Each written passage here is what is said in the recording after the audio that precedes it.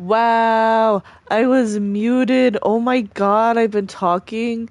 I've been chit-chatting with y'all, and I was muted. I am so sorry. What a bad way to start stream. Well, here we are, guys. How's it going? Hey, hi. How are y'all? Hope you guys are having a great day. We've had a few late streams. Those didn't quite go as I wanted. And yeah, so uh crying on the inside. I have made some changes to this. Um, what I was showing you guys was that the ceiling was supposed to be down a block, but that kind of makes me feel claustrophobic when I go into a building like that. So I just made the walls a little bit taller. And then we end here.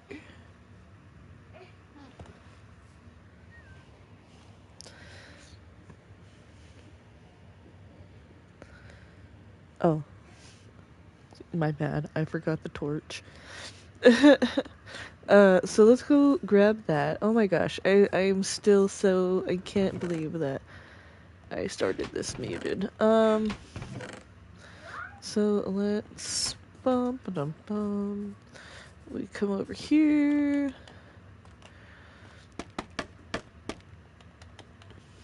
And it was the first torch they asked.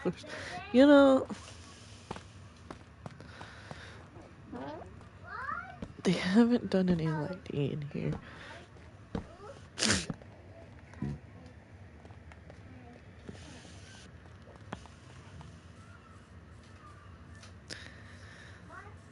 Oh yeah, that's gonna look good. Okay. Now I have to continue watching the video.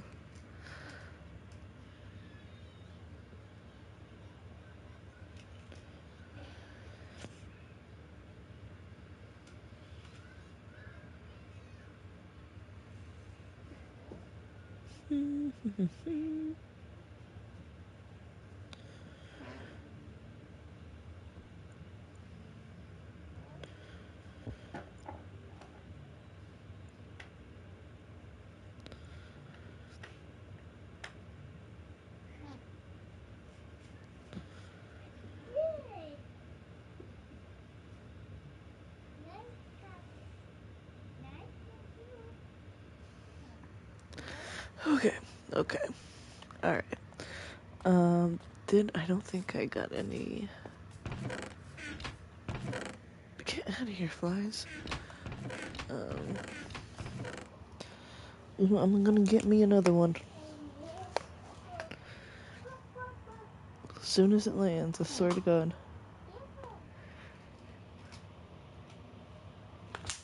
Got it.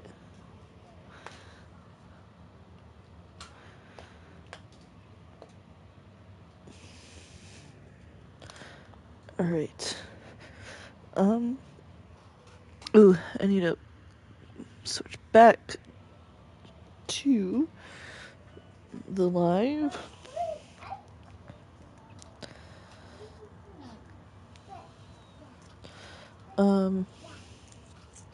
I need to go get. Oh no. I think I accidentally paused my live. No, it's just not.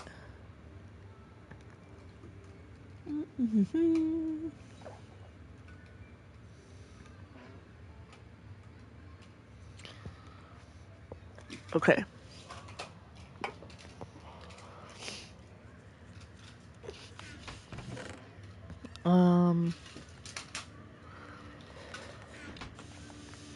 I need some stairs.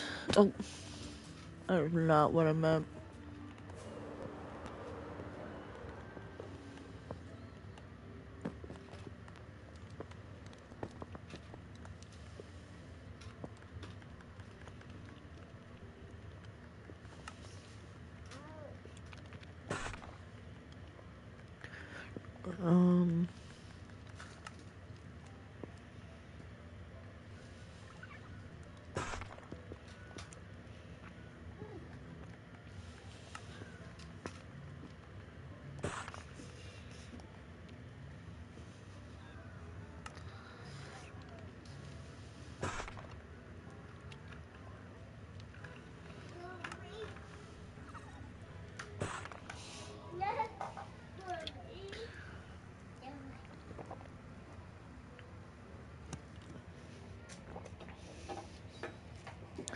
Alright.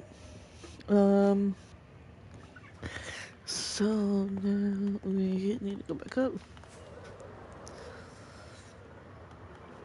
Up and over.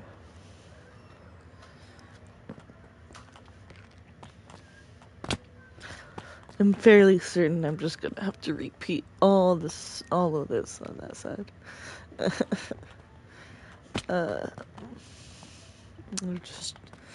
They just don't go. I don't know. They just don't work like that on the video. he does it in creative, and he does like a copy and paste, and it's like, all right, bro, I'm doing this in survival.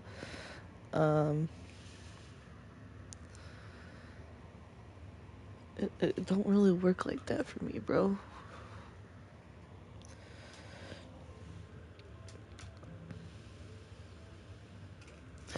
All right, so like here, nope. All right, what am I doing?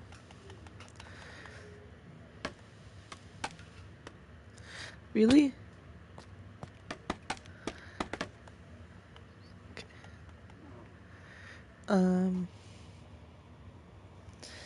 Actually.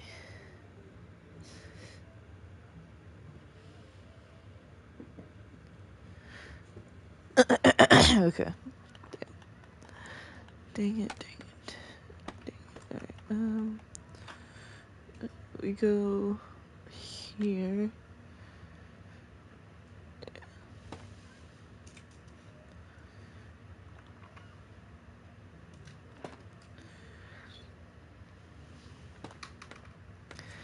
Alright, there we go. And then, nope.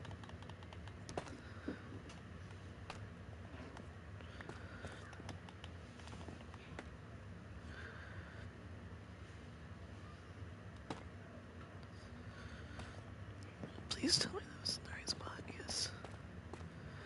Okay, okay.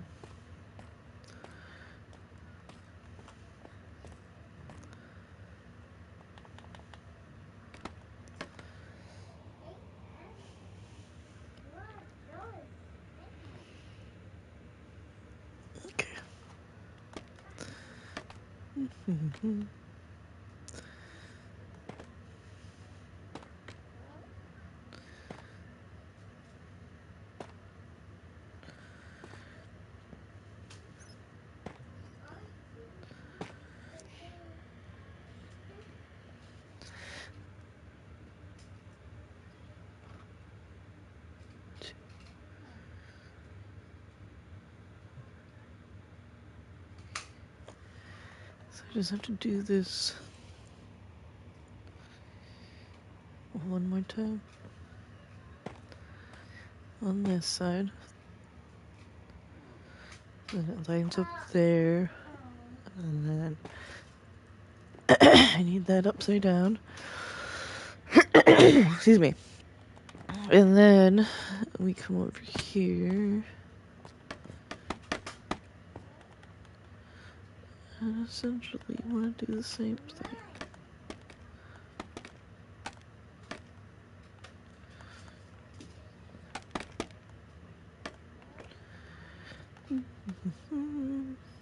Um,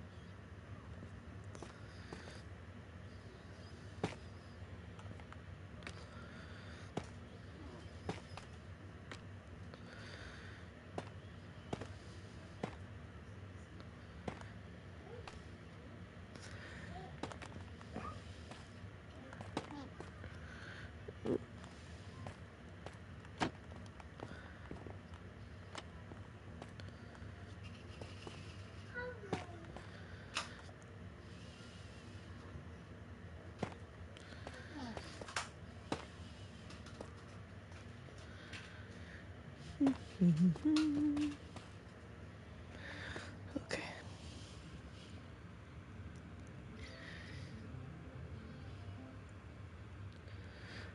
And then just want to see how he finishes the roof. Oh, he doesn't.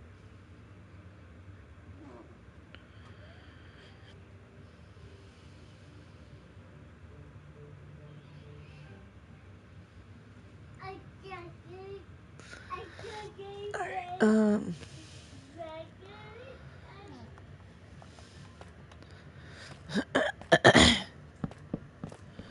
oops.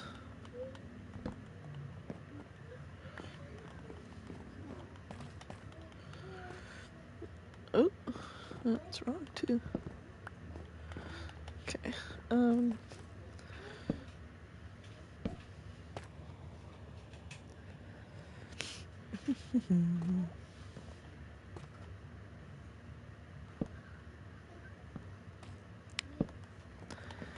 I did it again. Oops, I did it again.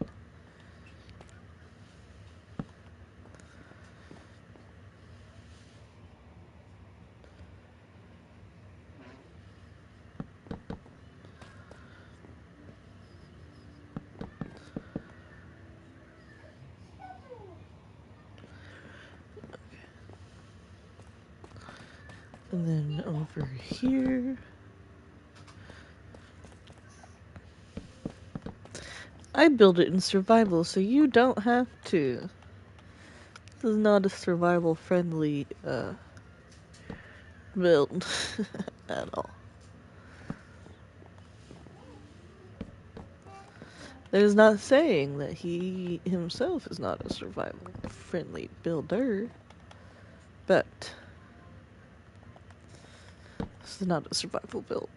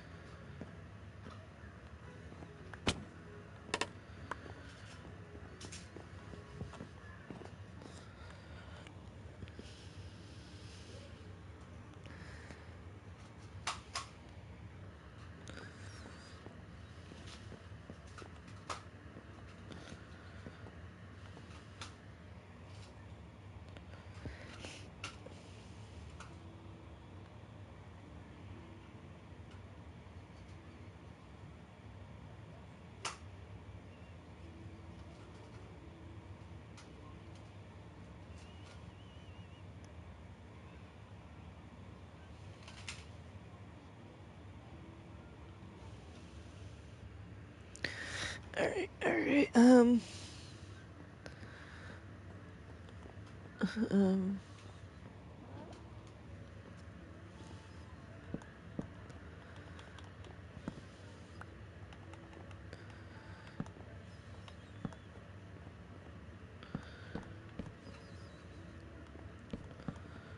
oops.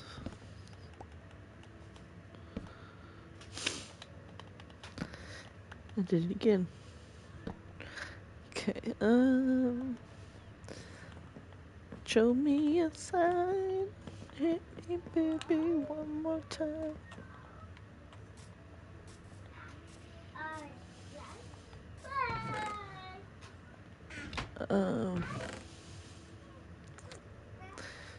Yeah, there's some.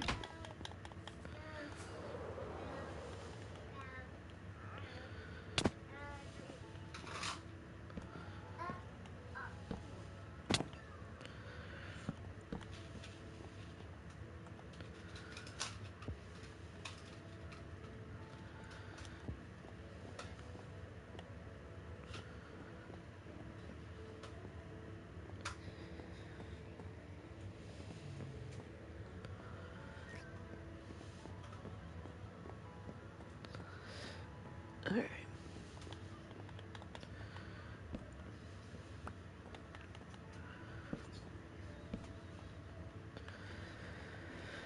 Whoops. Wrong block. This one. Bum, bum, bum. Kind of feeling like this needs to be done.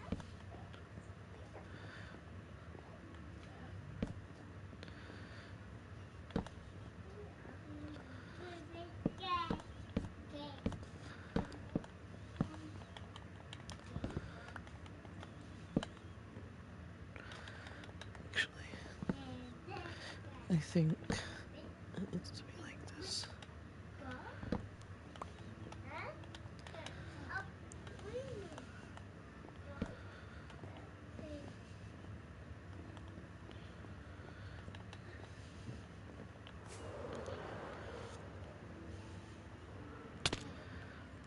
Okay. Well, that is fine for me.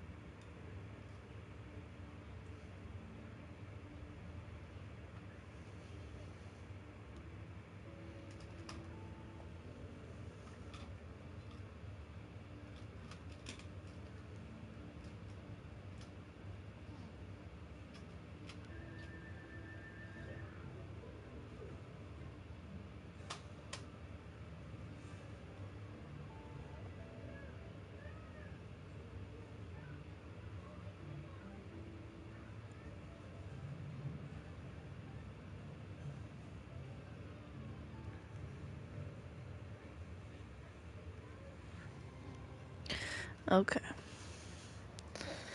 Let's see what he wants me to do.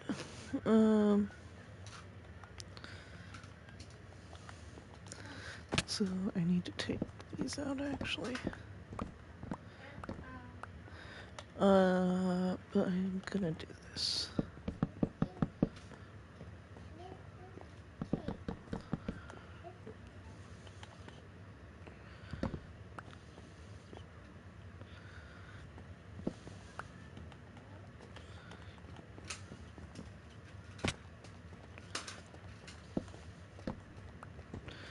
And I could just go up and get more, and I probably will, but we're just gonna do that for now. Climb back up, do this, do this, and then the same couple of blocks.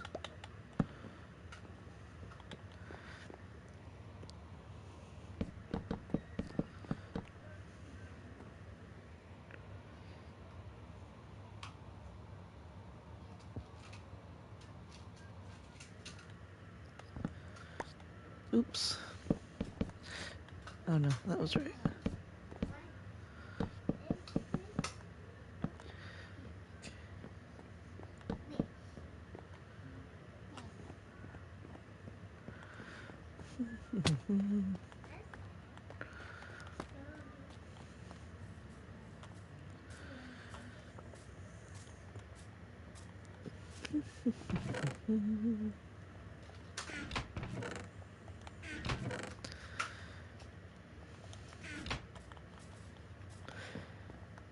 Come here, 3 more.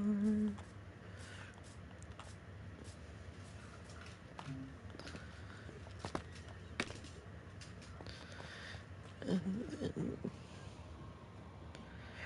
it like lines up here.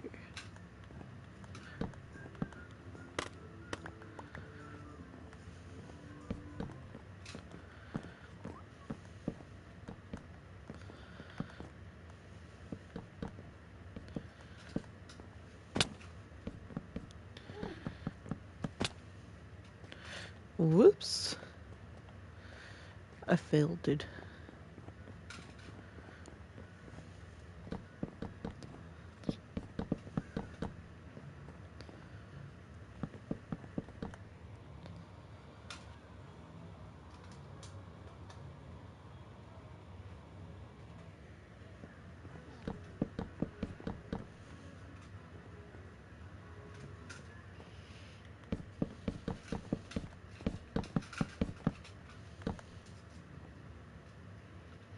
Oh, what am I doing?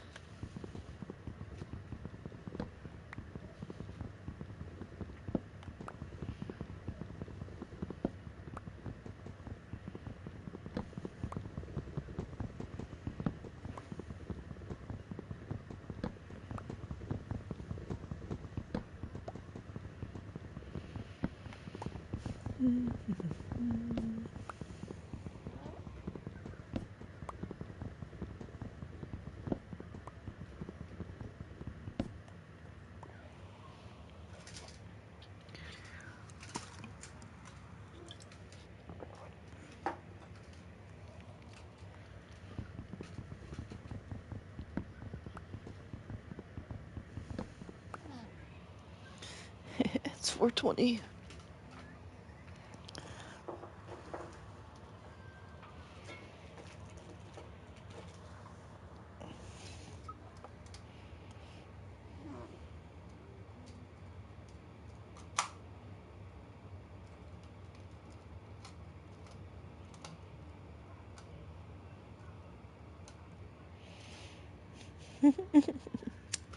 Alrighty.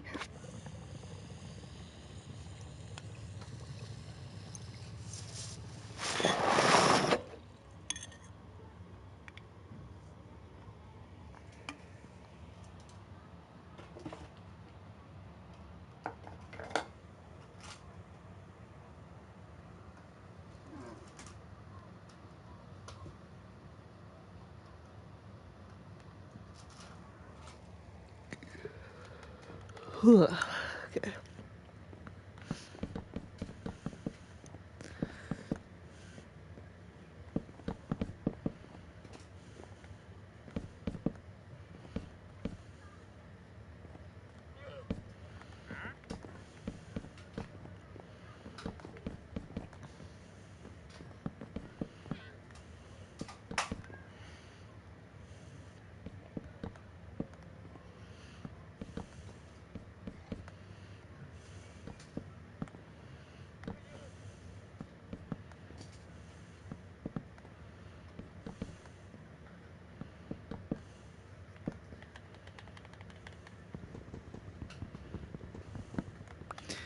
Bum, bum, bum, bum.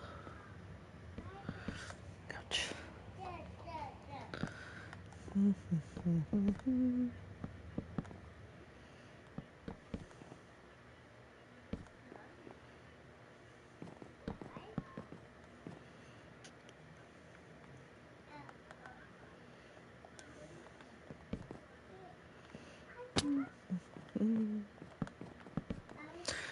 What am I doing?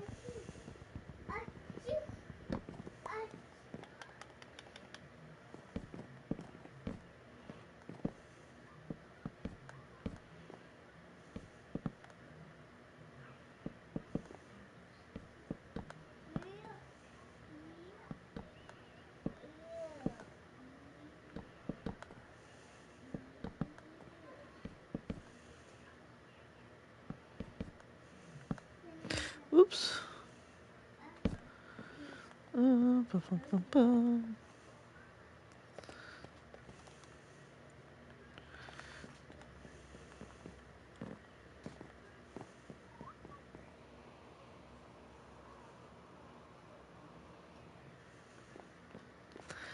Really don't like cat. Like, this is literally one.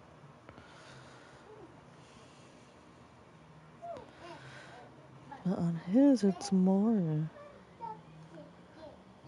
Did I do something wrong? No. This is the exact same.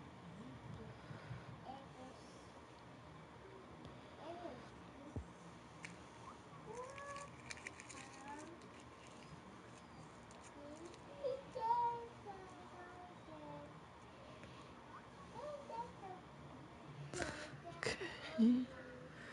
Um.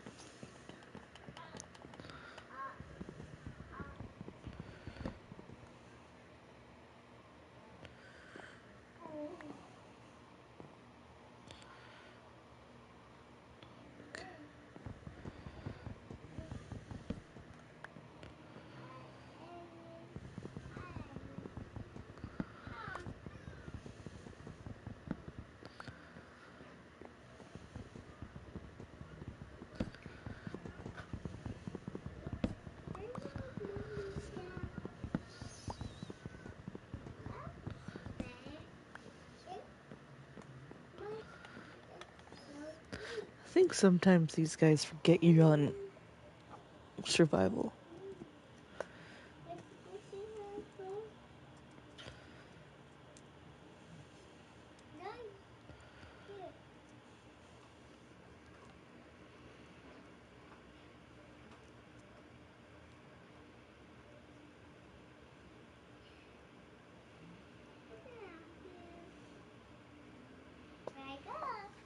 Okay.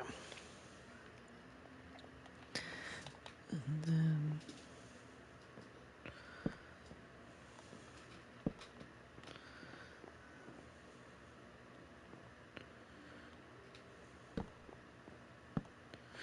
Oop.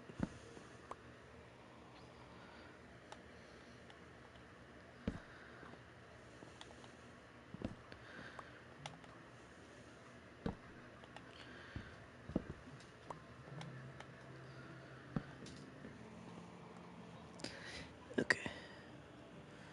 And then what?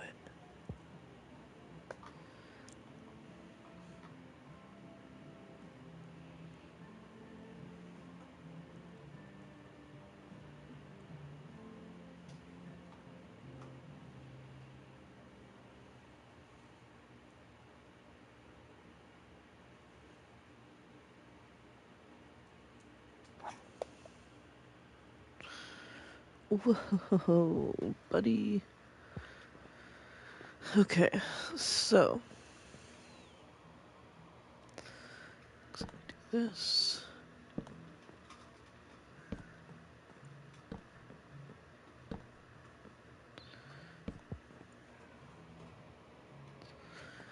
And then.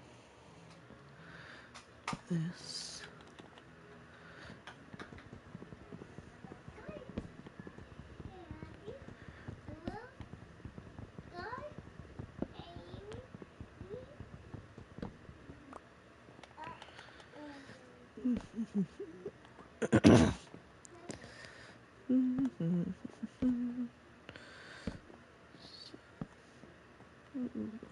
those three are correct. This needs to be like so.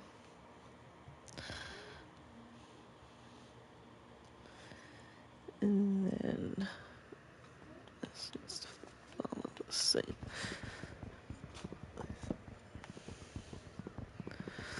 I was dumb and I didn't make a silk touch pickaxe, so I'm stuck using this. Or not pickaxe, just a regular axe. Oops.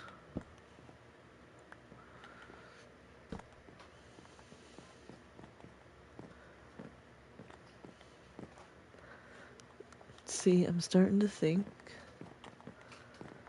Because it asks for oak here and then spruce in other spaces.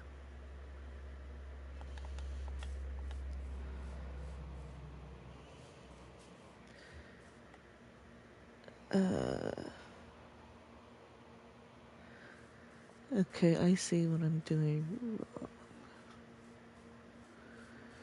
But I like it like that. Okay, so we're just gonna... I'm gonna change the ceiling.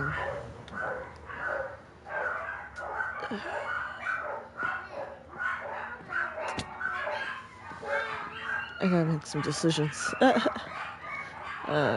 Let's get the rest of the dark oak that we have. Oh no. Oh no.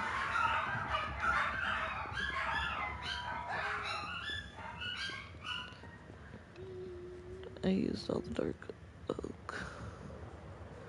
Son of a biscuit.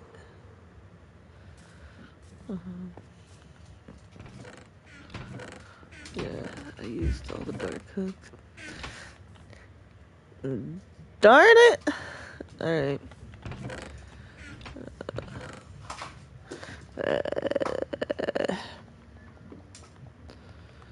This is why you should get what you need before going off. I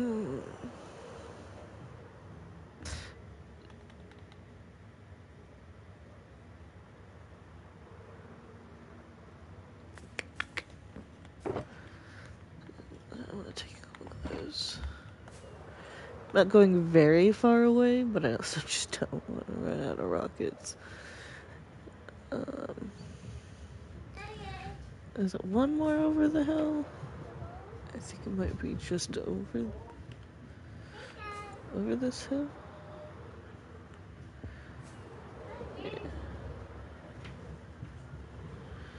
There's the spruce. Here's the dark oak.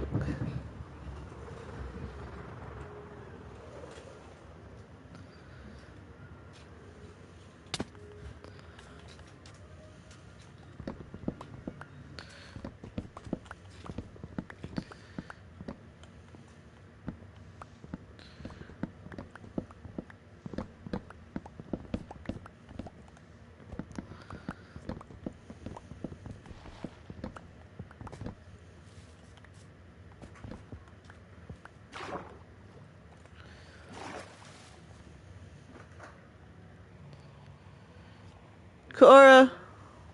Hi. What are you doing? Just bring those.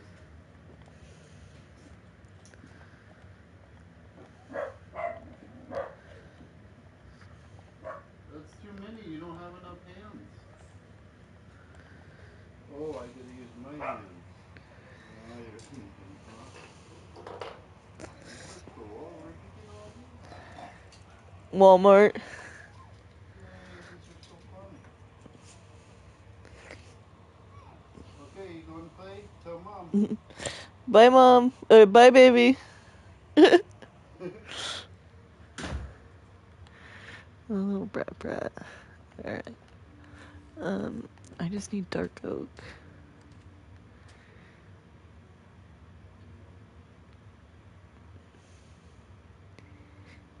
I already have those. I already have them.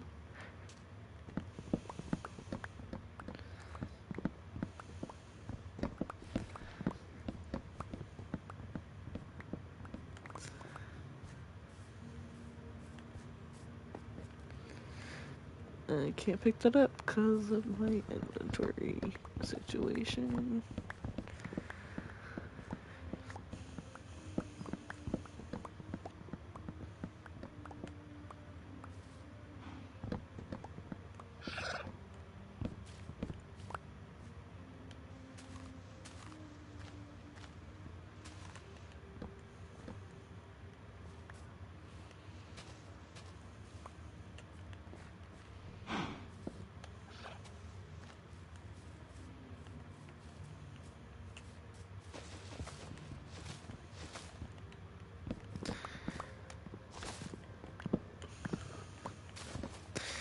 Oops.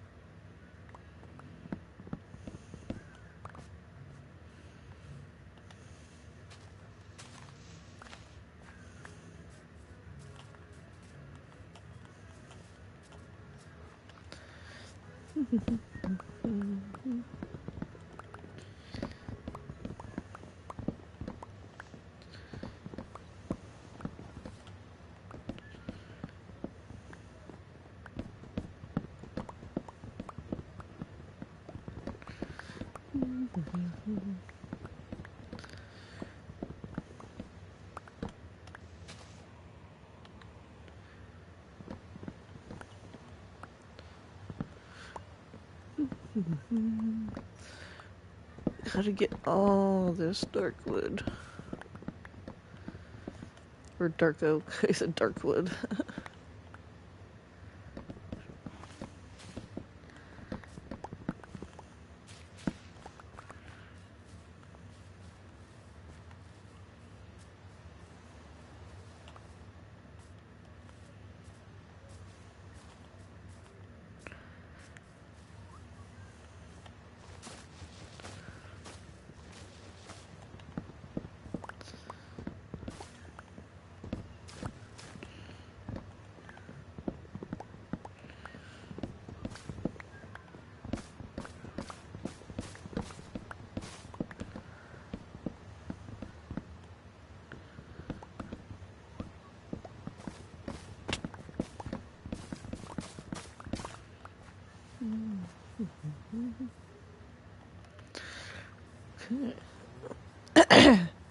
Okay. Whoops.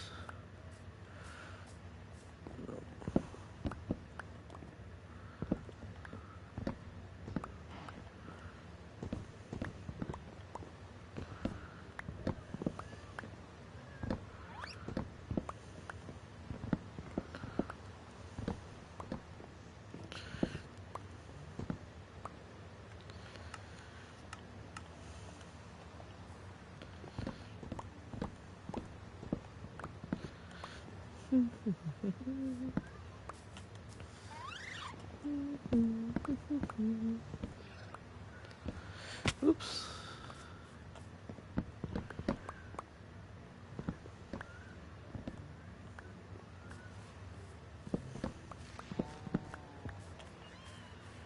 Okay.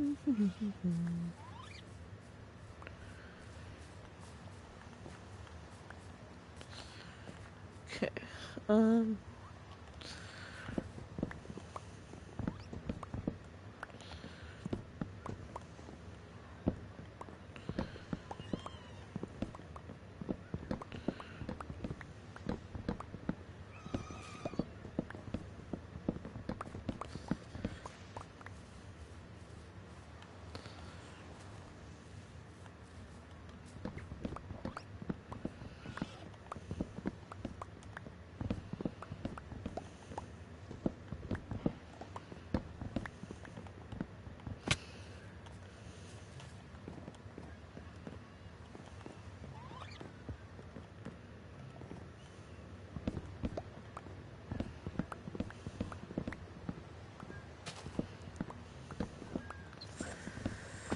Bum, bum, bum, bum, bum.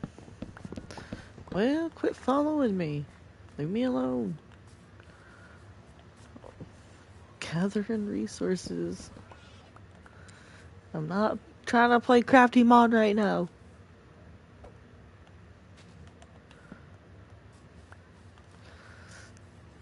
But I'm also not turning the mod off because I'm not losing the Crafty Mod I have. I've got some really good Crafty Mod.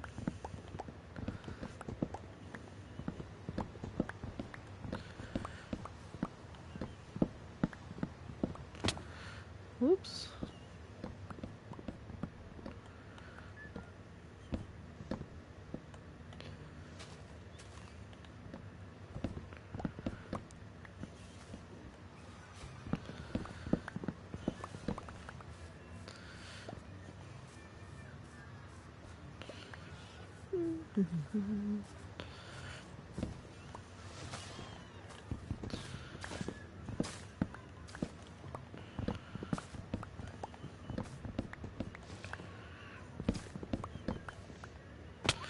Oh, nice. Good job.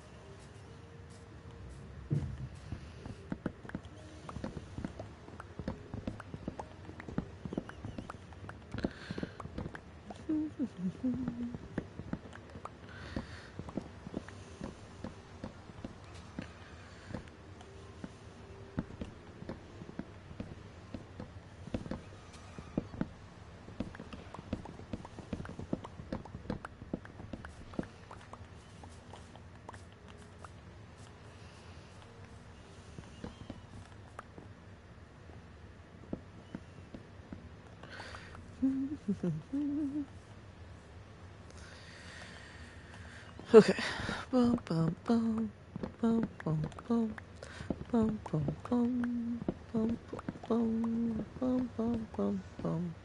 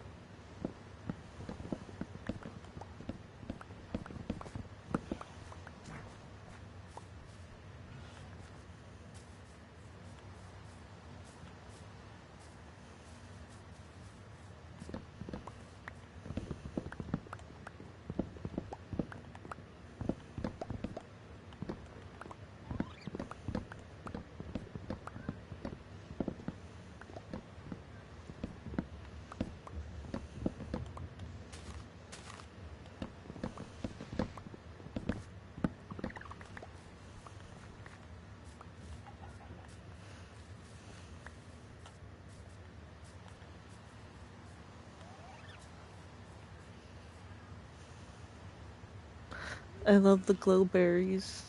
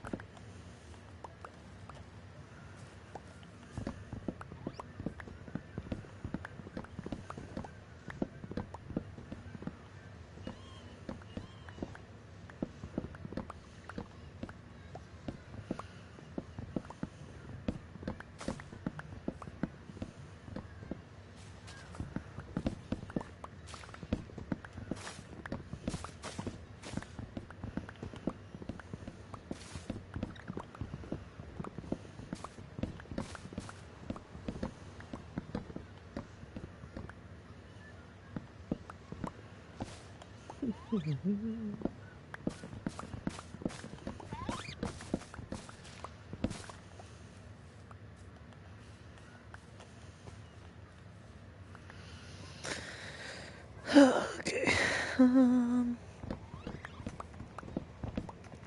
This one.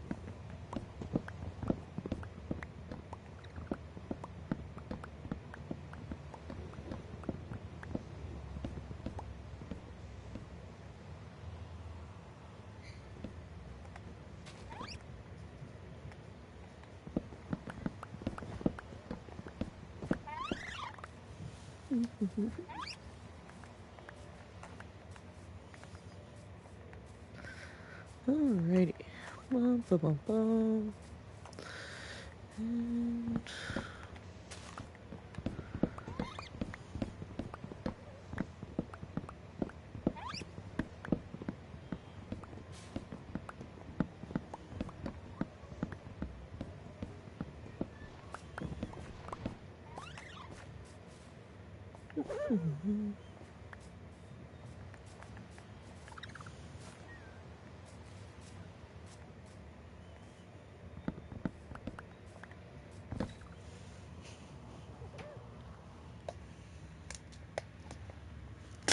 ah, son of a bitch, I missed.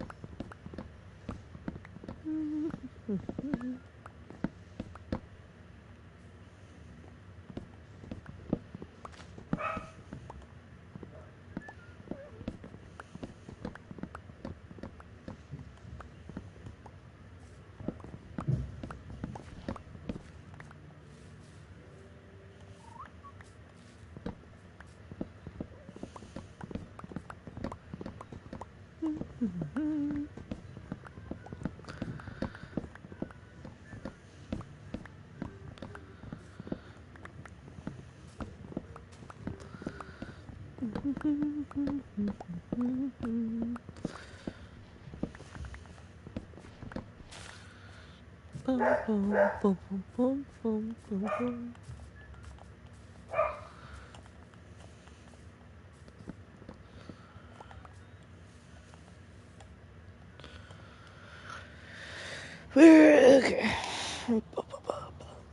Bum, bum, bum, bum, bum, bum.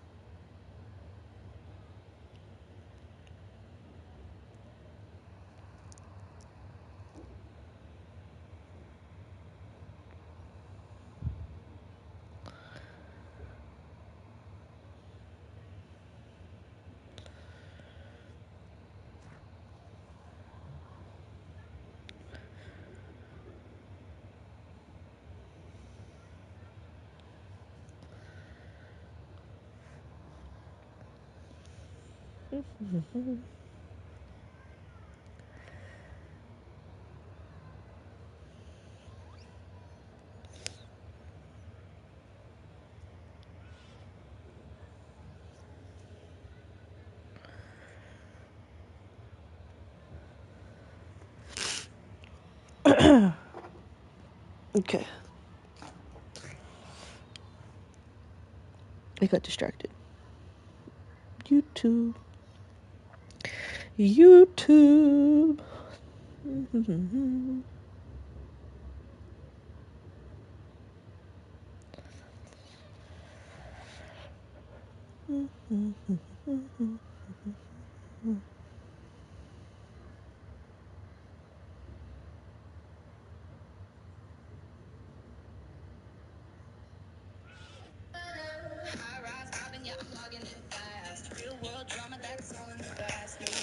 In September 2025, Netflix released an hour-and-a-half documentary titled Unknown Number, The High School Catfish. And now in this documentary, it follows the insane real-life catfish case where a mysterious unknown figure manipulated dozens of teenagers from the same high school through an anonymous fake persona where they contacted each and every one of these teenagers via a spoofed phone number and sent them hurdles of abuse, horrific language, threats, and so much more over the space of a 2-year Bum, bum, period. bum, bum, And this bum, story bum, right bum, now bum, on social bum, media and bum, just in bum, general bum, in bum, the bum. real world is absolutely blowing up. I have Bum, spoken to bum, bum, so bum. many people about this catfishing story, and it all particularly focuses around two specific teenagers, Lauren Lakari and Owen Kenny, who were both around 13 to 14 years old at the time of this story taking place. And now, the documentary explains how this unknown catfish manipulated both of these figures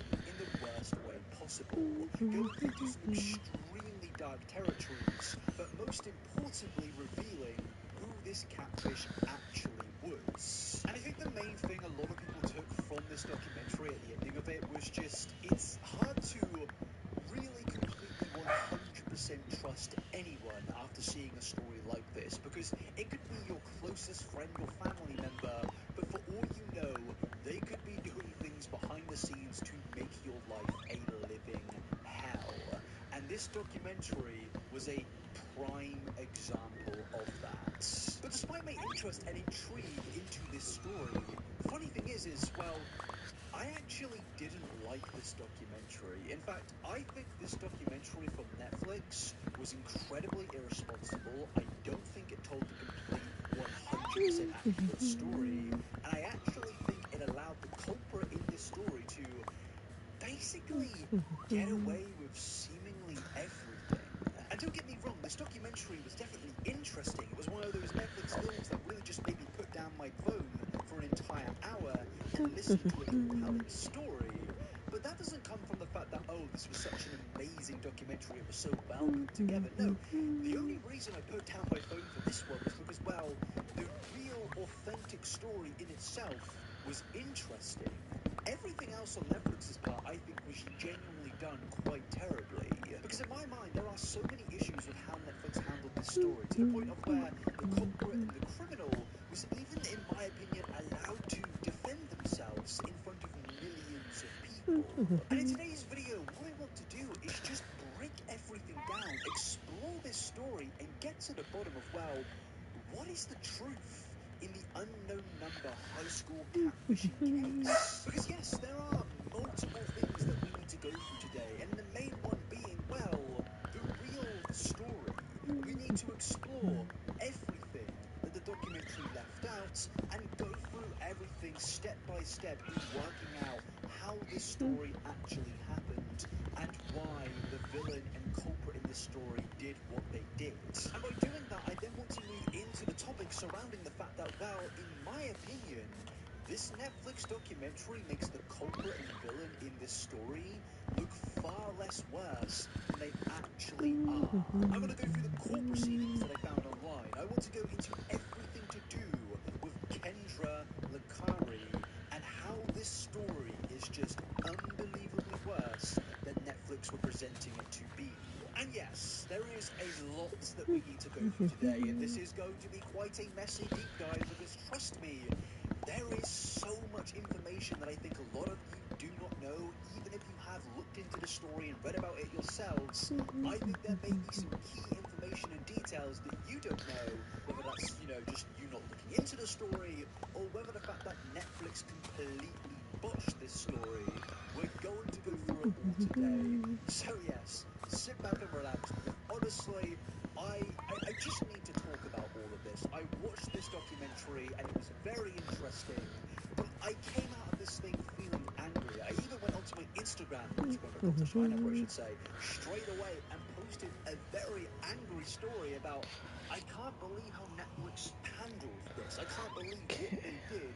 And I just need to talk about it. And clearly a lot of you also do, because I've received a lot of messages saying basically the exact same thing. So yes, this is the story surrounding the anonymous stalker that ruined the lives of multiple teenagers. And yes, there are going to be a lot of spoilers in this, so if you want to watch the documentary, do that first. But before we dive into today's topic, I just want to speak to you about today's sponsor, and that is... Dreaming of the perfect family trip? Who are you? Honey, Priceline's AI travel assistant. How about Eco Resort, free breakfast, zip line? Done. Yes. And that is Aura. Now, if you've been around on this channel for quite a long time now, you will know that me and Aura go hand in hand. And that's because we've worked together multiple times, and that all comes down to the fact that I trust Aura completely. I'd recommend them to a family member, a friend, and in fact, that's kind of why I actually want to work with Aura, because, with my family friends, I want to keep them safe. And sometimes, you'll Google a family member or a friend, and you'll discover that there is an alarming amount of personal information out there readily available, and this information is very sensitive and can be used for malicious purposes. I'm talking phone numbers, past addresses, details you would never expect to be public, and it's just in general really unsettling to realise that basically anyone can access this. And well, that's where Aura comes into things. Because you see, Aura is an all-in-one digital security solution that helps protect your personal information. Yes, Aura is going to keep you safe. For example, their powerful data broker opt-out tool removes your data from people's search sites and data brokers, places that sell your information to scammers, identity thieves, and more. But Aura doesn't just stop there, because they also provide identity theft protection by monitoring your personal data, like your social security number, across billions of data points, including the dark web and public records. And if anything suspicious comes up, Aura will alert you straight away. But my friends, it doesn't end there. Because every single adult on your account, up to 5 adults, I should say, Alright, get up to 34 $1 more million to go. in identity 30. theft insurance, with a total of up to $5 million in I'm just gonna coverage stop to trying to cover count. for eligible losses and fees. But then the wonderful deal doesn't even end there. Because Aura also includes a VPN, antivirus protection, a password manager, and 24/7 US-based customer support, all bundled into one affordable package. It's basically just a security empire in the palm of your hands. And I know that I'm not leaving myself and my family exposed to data breaches, and you should not either. Head to aura.com/inabba Oh to well. try Aura for free for 2 weeks, and that is plenty of time to see if any of your personal data My stuff's has over already this been way. compromised. Stay safe online with Aura, and I've worked with them multiple times. I trust them. I use Aura, and yeah, it's a great product, and I highly recommend it. And yes, big thank you to Aura for sponsoring this video. But with that, let's get back into things. Now, I think the best place to start this video would be to go through the timeline of events that transpired between 2020 and 2022 in the storyline. And no, I'm not just going to be retelling the Netflix script. I'm going to be going through the real, authentic story. I'm going to be going through details that Give me need to be just a found second, in the guys. documentary. And whilst a lot of this will be similar to the documentary, I'm going to be going through all of this so we can stop, take a pause, and go through certain pieces of information and details that were left out in the documentary. And then after that, I want to go through the aftermath, court proceedings, the culprit in particular. I want to look into them and why they did the things that they did. So there's plenty of things. And we're going to get into all of it. It's going to be messy, but yes, let's start with the main story. And yes, spoilers. Now meet Kendra and Sean Lacari, who I would consider 2 out of 4 of the main people in this story. They are a husband and wife duo, or were a husband and wife duo, because if you watch the documentary, you know what happens. But yes, these two met while studying at Central Michigan University, and they eventually moved to Beale City, where in 2002 they together had a daughter called Lauren Lacari. Now, if you're not from the States, Beale City probably sounds like a place which has a very large population, which is a big sprawling metropolis, possibly. But no, Beale City has a population of around 312 individuals. It is a very, very small part of America, and it's basically one of those communities you'll see in like a Netflix show based in the 1980s where everyone knows each other. It's like the most stereotypical American place that you'll see in a movie when you're a kid, or I don't know, in Stranger Things. A quote from the news site The Cut says that Beale City is a farming community with 2 pubs and 1 fashion intersection, and is seen as the last place on earth anyone could find. The landscape is open and flat, broken into well-tended fields and dairies, wind turbines churning overhead. Many of its families boast roots that stretch back generations. My It's a place thumbnail where, as was one all local said, you want to be perceived as a good person. growing When a weird parent and is it hurt. diagnosed with cancer, you start a meal train and sell t-shirts that says, "Nobody fights alone." You volunteer to load cheese onto nachos at the stadium concessions, do countless sports Okay, boosters, and first send your things kid to practice first. with extra cleats for the boy who needs some. The heart of the town Let's is its make some prized space. public school, a single ground-bricked complex K-12 with just 50 students per Okay, unit. A foyer decked in sports championships trophies and a mural chirping, "Character counts." Basically, yeah, it's one of those very traditional American towns. The ones you see when you're, I don't know, if you're from Europe, okay. from the UK, and, Bum, you know, bum, when you used to bum. watch movies from Yeah. America, those really cheesy ones, and, you know, you see it and you're like, wow, America is this amazing, wonderful Oop, place. I want come to on. move there when I'm older. Everyone knows each other, and Alright, everyone knows each other's last bum, names. It's bum, wonderful. bum. And then you grow up and you, and then Manlandia is also the home to Dr. Squatch, as there are many ways to land, but only one way to smell like one.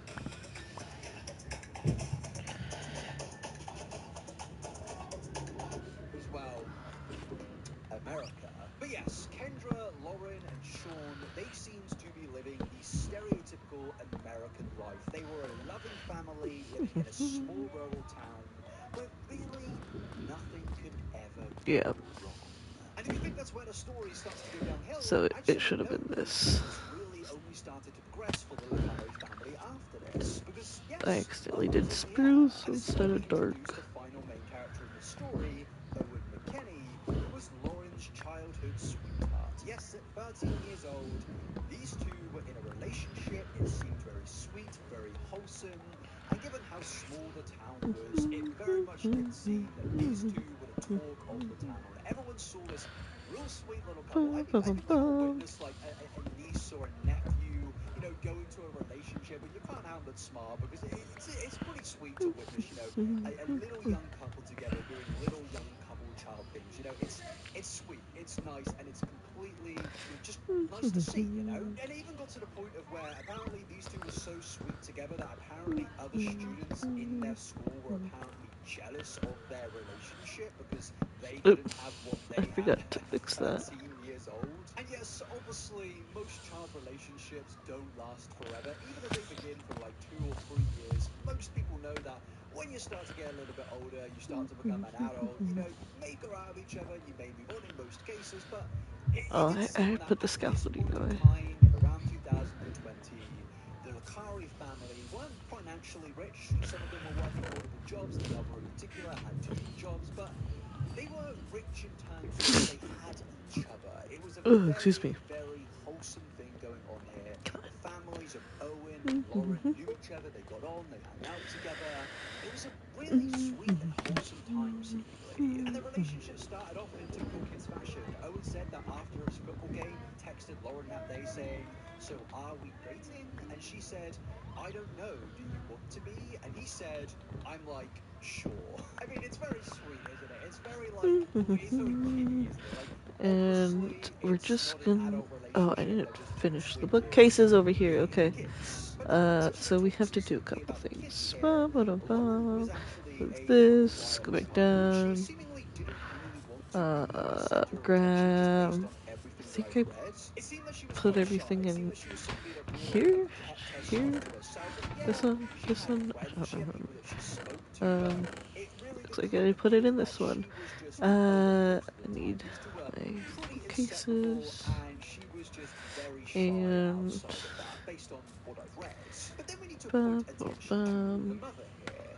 Kendra Licari, because you Okay, see, and this is a then completely different let's story. finish As Kendra these was seen as real the cool quick. mom. And this is something that the Netflix documentary really Bum, didn't bum, seem to go into bum, detail much on, bum. Okay. basically at all, because Kendra was the cool mom. And I think we all know what a cool mom Bum, is. bum, You go to your friends on bum, the bum, weekends, bum, you bum, hang out there, bum. maybe you sleep over, the mom gets pizza out, she Oh, lets you stay up for very late, and you play video games, and she's totally cool with that, but alright. maybe on the side there might be some issues going on which have pushed her into being the cool mom and playing out for, child validity. Obviously, there's nothing directly Sleep. sinister about being the cool mom. But, I remember being a kid and I remember seeing friends of cool moms and realizing, oh, Bum, maybe bum, they're a little bit bum. funny, maybe they're a little bit Okay, weird, something on those let's lines. Never go really ever back. anything sinister, but sometimes there's always a Make bigger sure story to explain these why they this are the cool mom. staircase is Maybe correct. they're just Ooh. positive stories, of course. Maybe they're just really nice, but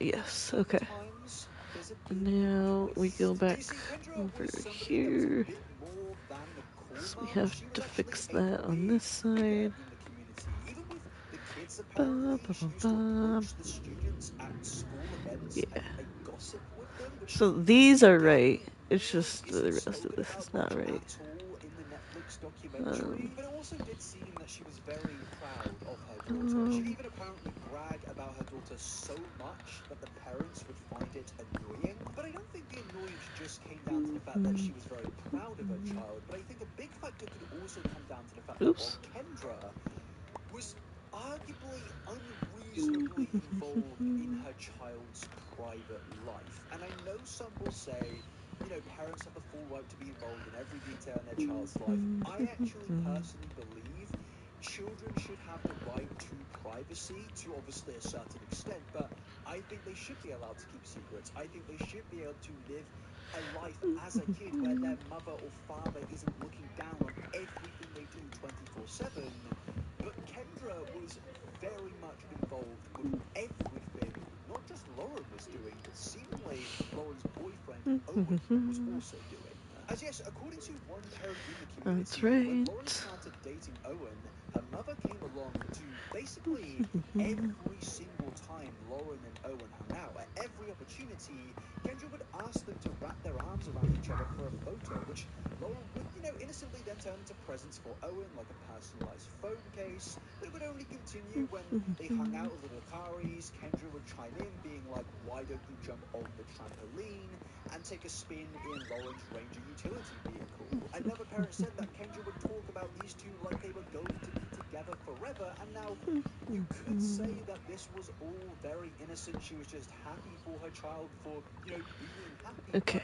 But the next thing So kind this of part suggests is right. otherwise. As one parent claims, they saw Kendra take Lauren's phone and actually wrote out a text and directly sent it to Owen that said, I love you. Now, I may be misremembering things here, but I feel like all of these details really were not mentioned in the Netflix documentary. In fact, I can't remember the I love you text being mentioned at all, and I think it definitely does paint a bit of a creepy That's picture whatever. surrounding the mother in this situation. Because Okay. even if this was just, you know, face value, no other history happened after this, I think just the behavior that she's displaying here is pushing way too many boundaries. Picking up your daughter's phone, your young daughter, or your daughter's phone in general at any age, and texting the boyfriend, I Oops. love you, is an incredibly weird thing to do, and definitely a Oops. complete breach of personal boundaries. And I think in particular, when a child is 13 years old and they're probably not saying the big I love you to each other. American beers, American careers. At Anheuser-Busch. To each other, I think this is definitely an even worse thing you could do than at any other age And range. then I Because gotta for change all this we over know, here. Kendra might have stole that moment from Owen and Lauren. By sending that text, Owen now thinks that Lauren has professed her love to him.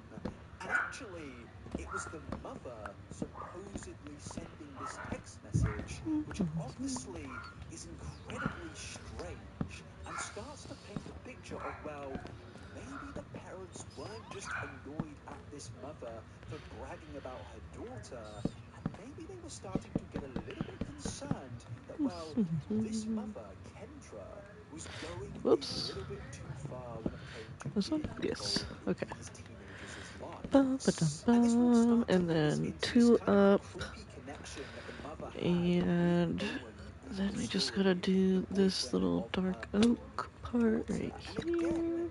as far as I know, Bum, this was bum. not Oops. mentioned in the Netflix documentary. It Okay. was hinted at Bum, parts towards the ending of when Owen speaks about the mother and was saying that, you know, she was bum, very close bum. with him, Oops. but I don't think they went into the necessary detail required to truly display how Okay. horrifying this story really is. Because yeah, Like that. continuing on, Kendra's attachment to Owen was very strong from Oh, you quite know what I early forgot to on. grab?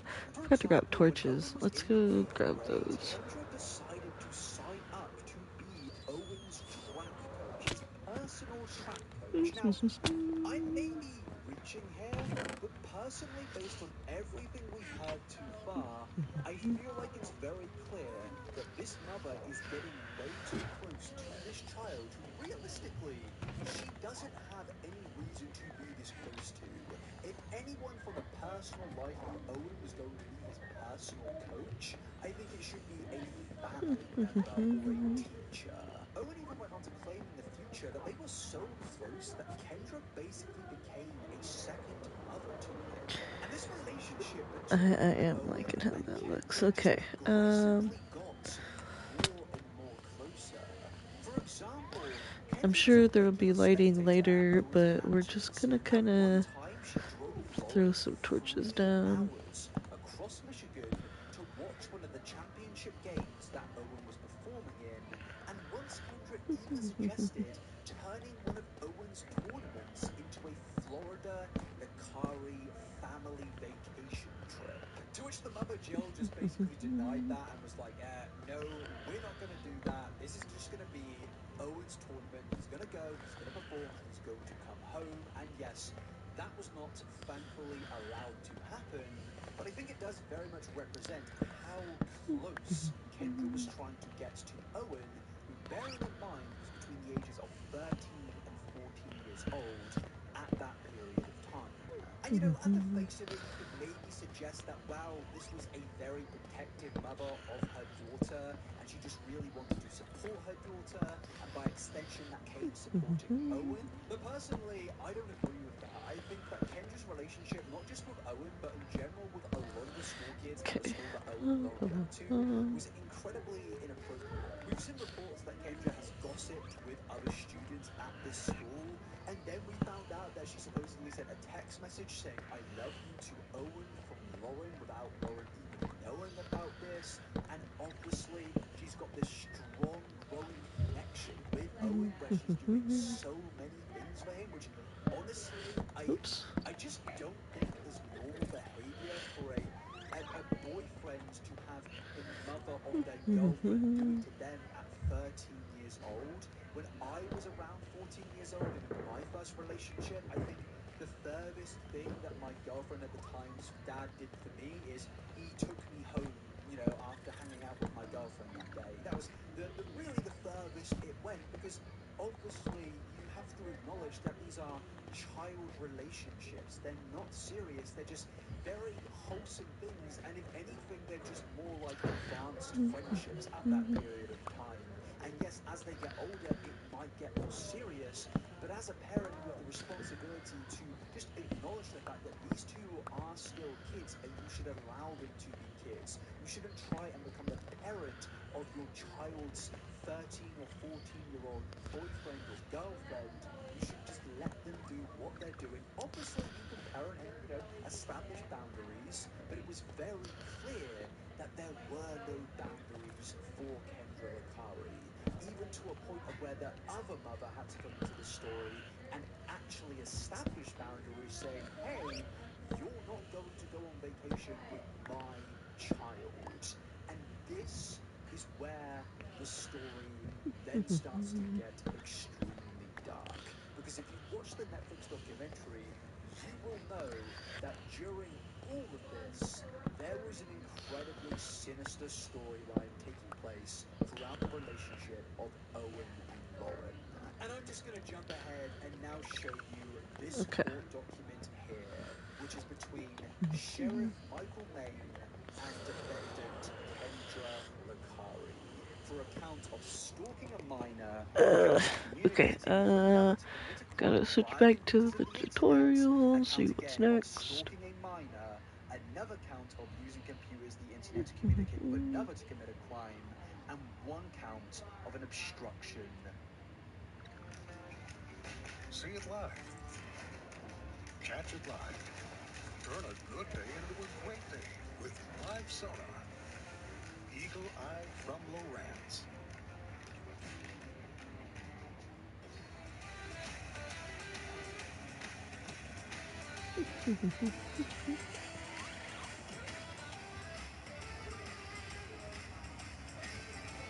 Okay.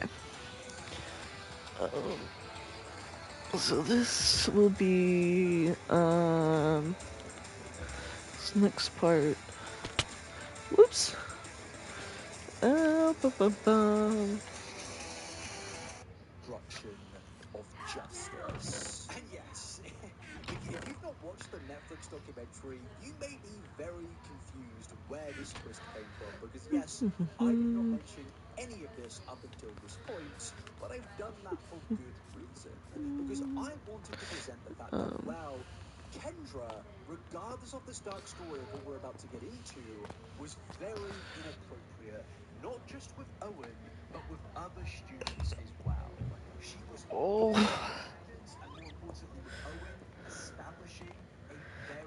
personal inappropriate connection.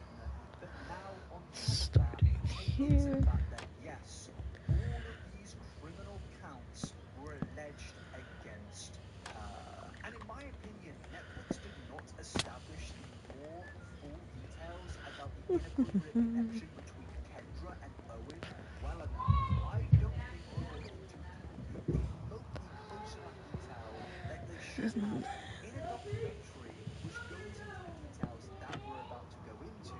And that's why I think it's incredibly important to speak about Owen's story before we go into everyone else's story. Because I'm going to say it before I go any further that I genuinely Yeah, believe this that Owen part's has been not right. completely let down in this Netflix documentary. Because what you're going to discover is Owen is absolutely the victim in this Somewhere I story. made a And mistake, whilst I because don't this think isn't you can right, deny that from but looking at the everything else Netflix is. documentary, I think there are a lot of details in the Netflix documentary that were not highlighted on enough, but more importantly, not Because, taken seriously enough.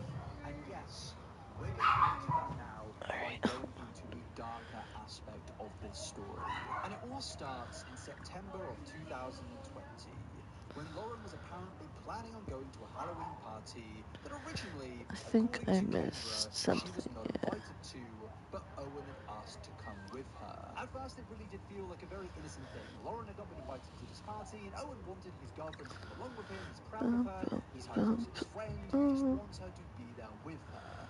Now, I should just say, as we'll get into later on in this story, there has actually been dispute to the claim made okay. in the Netflix documentary that Lauren was not invited. Some claims have been made that Lauren actually was not originally invited, but when the mother of the person Um, hosting the party found out that Lauren wasn't invited, she then this apparently part is wrongly wrong, invited actually. Lauren.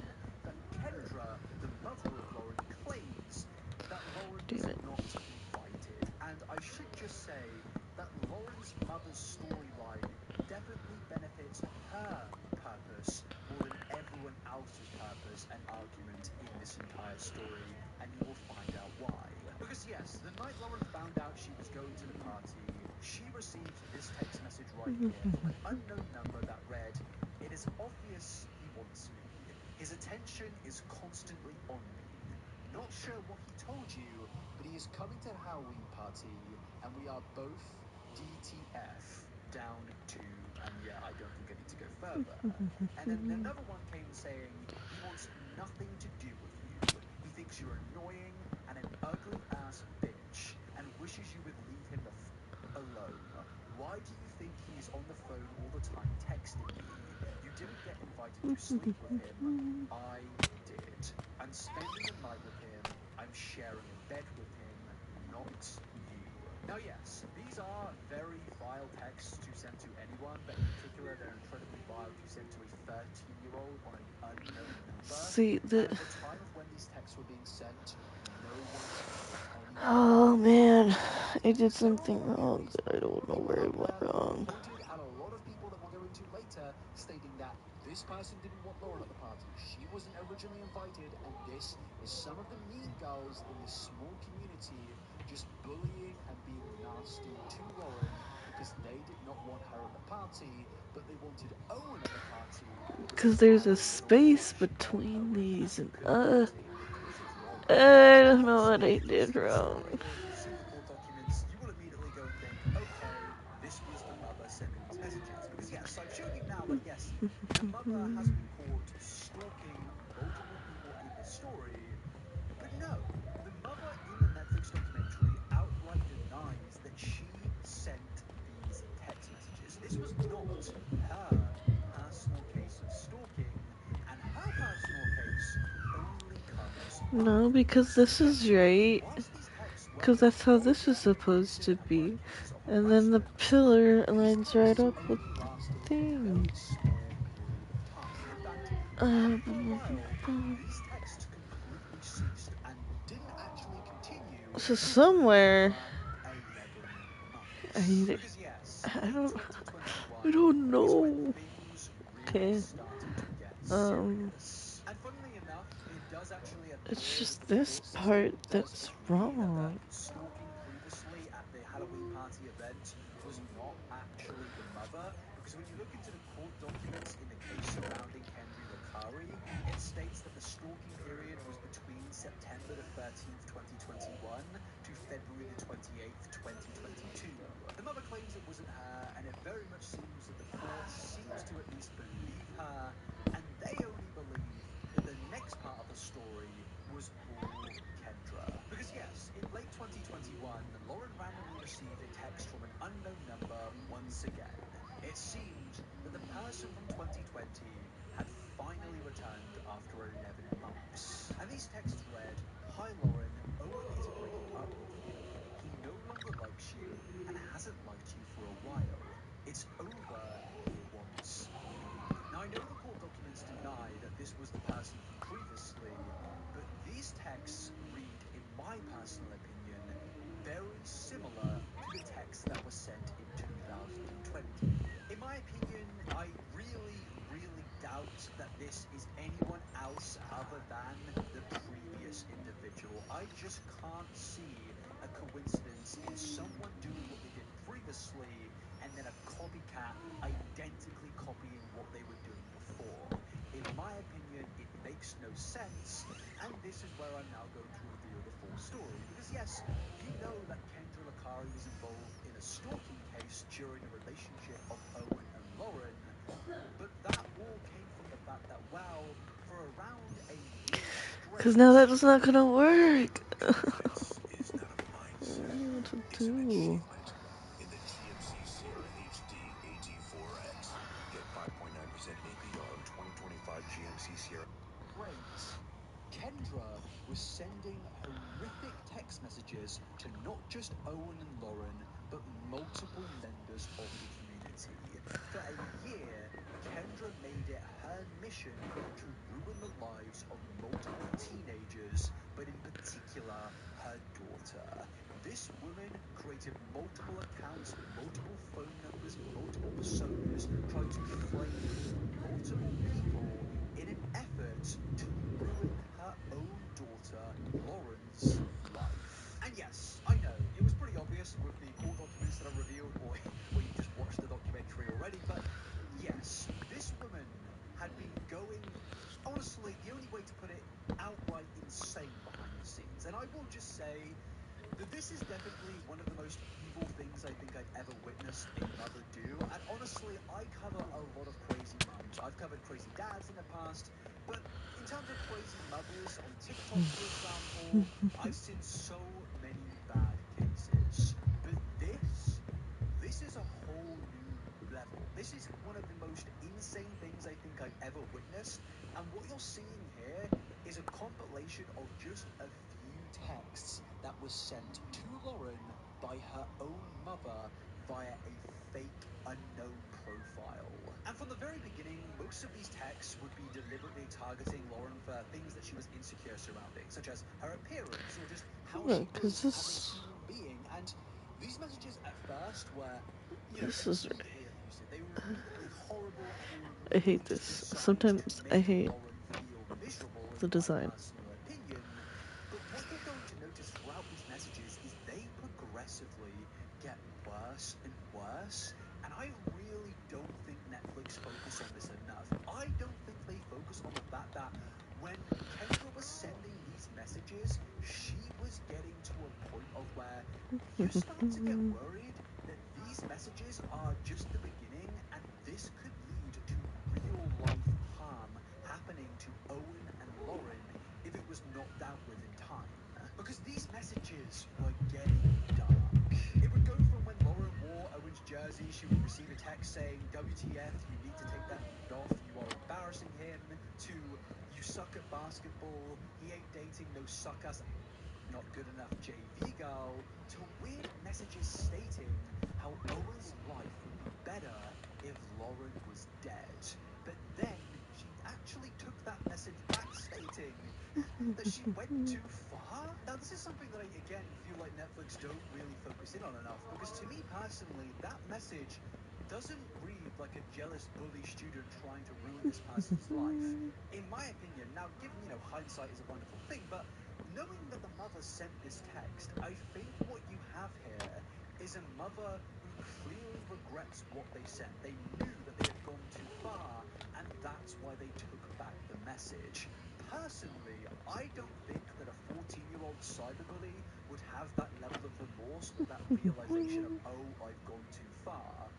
But then it gets even weirder when that level of remorse over time starts to completely vanish. Because at first it was just, your regularly abusive messages, but then towards later on in the timeline, things got worse and worse. Because as you can see in this message here, she texted a very similar message than before, but there was no taking it back, there was no remorse, and there was no holding back how far this had gone.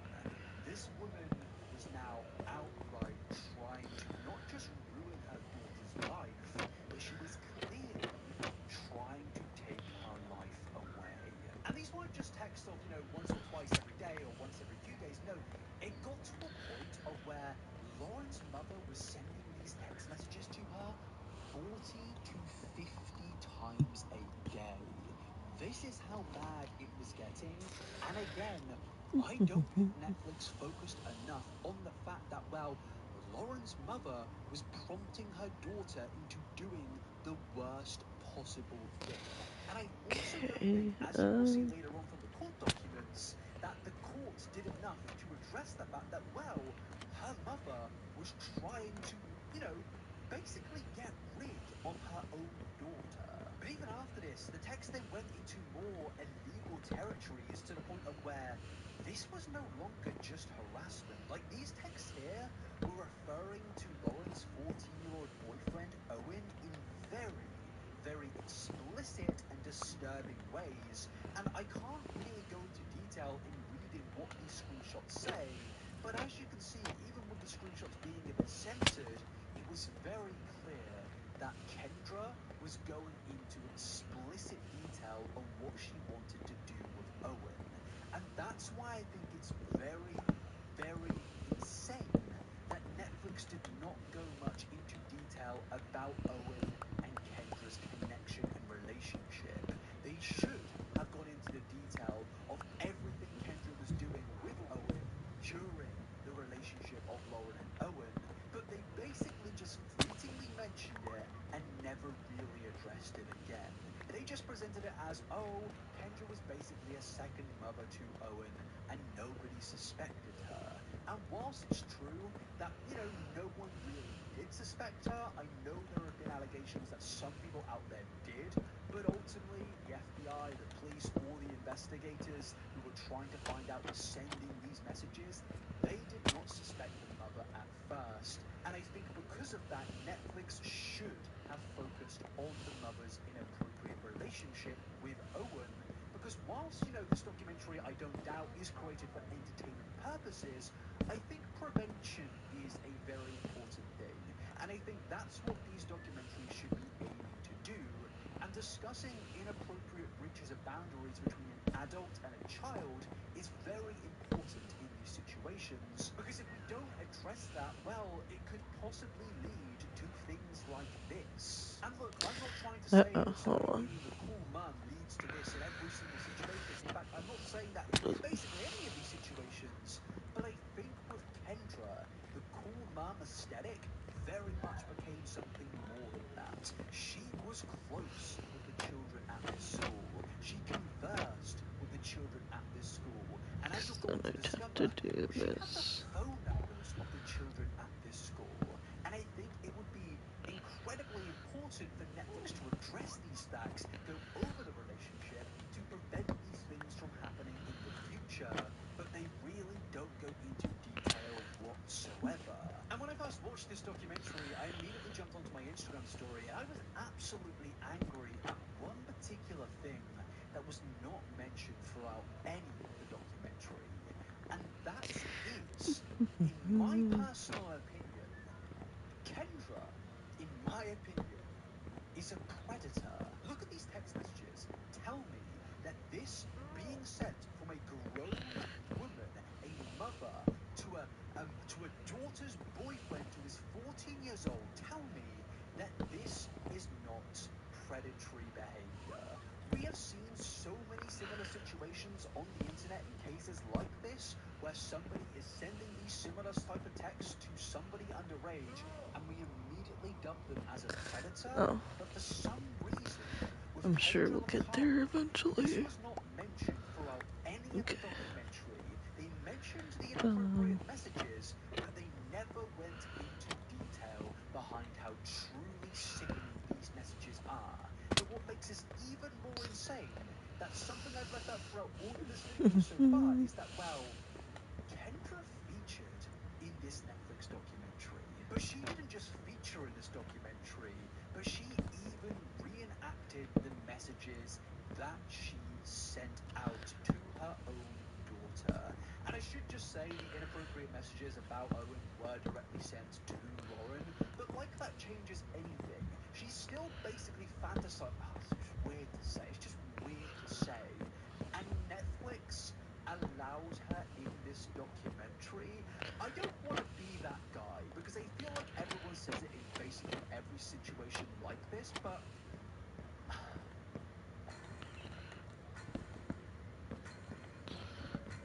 I think something's off. I can't help but feel if this was a 45-year-old man sending these types of messages to a 13-year-old girl, I feel like we would be dealing with a very different story. It's basically that scene from South Park. You know when Kyle goes to the police station to report the fact that, well, his teacher is having an incredibly inappropriate relationship or interaction with his little brother, and the police immediately get up. They're angry, they're devastated, they're asking for his name.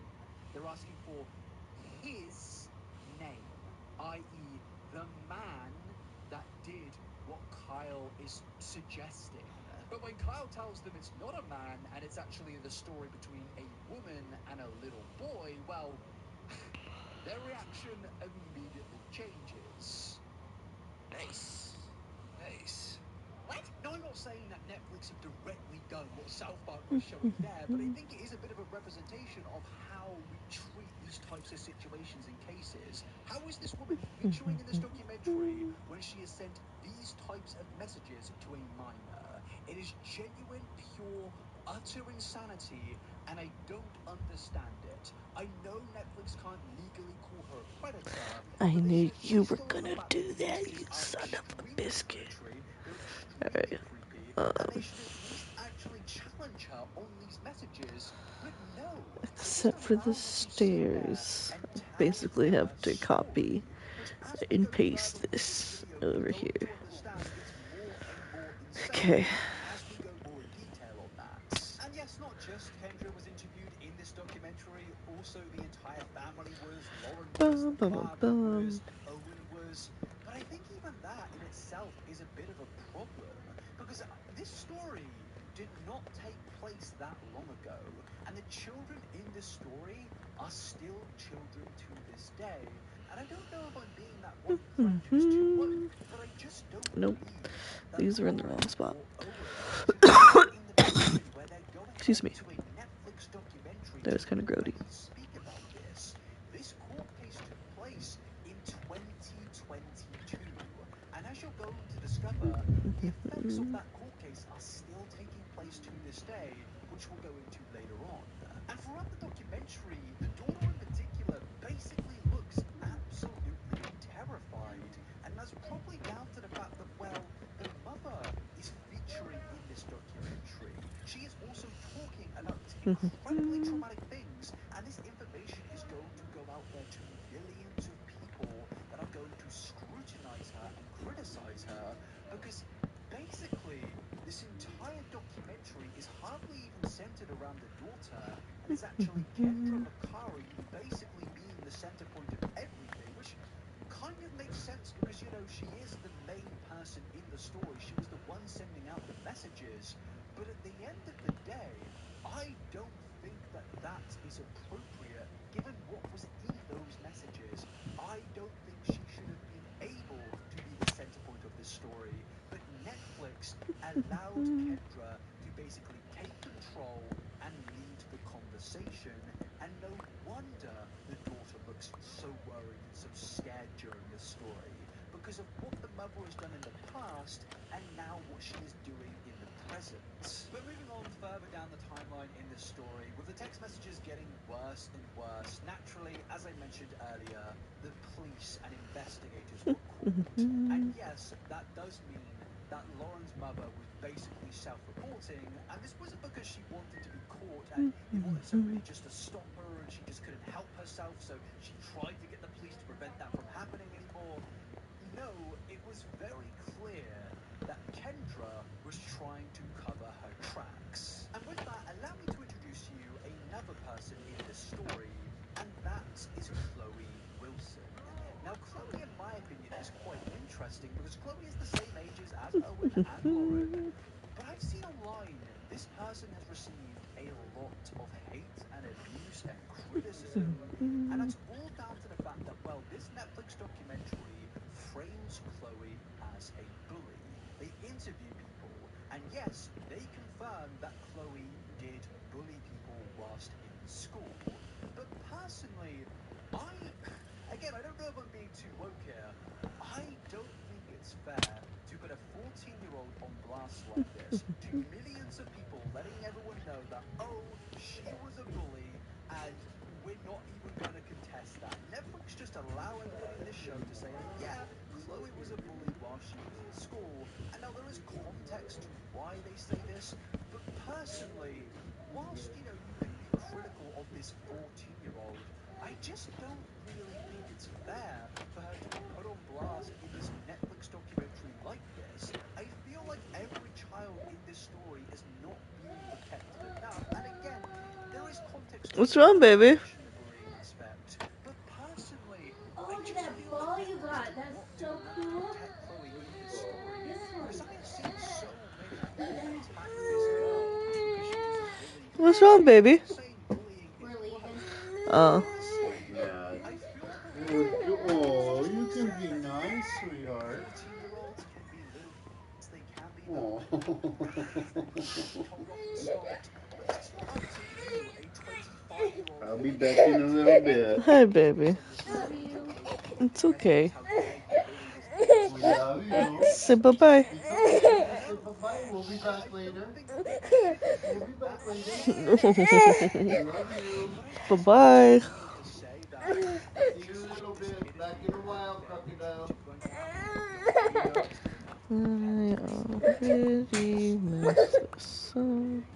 But at the end of the day, I also Oh, don't poor think that baby. Chloe was bullying a Baby teenager. Coraline. No. Now again, maybe I'm being You're again okay. known as the woke, but I just personally have a lot of issues with this part of the story. And admittedly, at first, okay, she clearly was a bully. She clearly is a bit of a, but like at the end of the day, I don't know this girl. She's 14 years old. Kids can grow. They can change.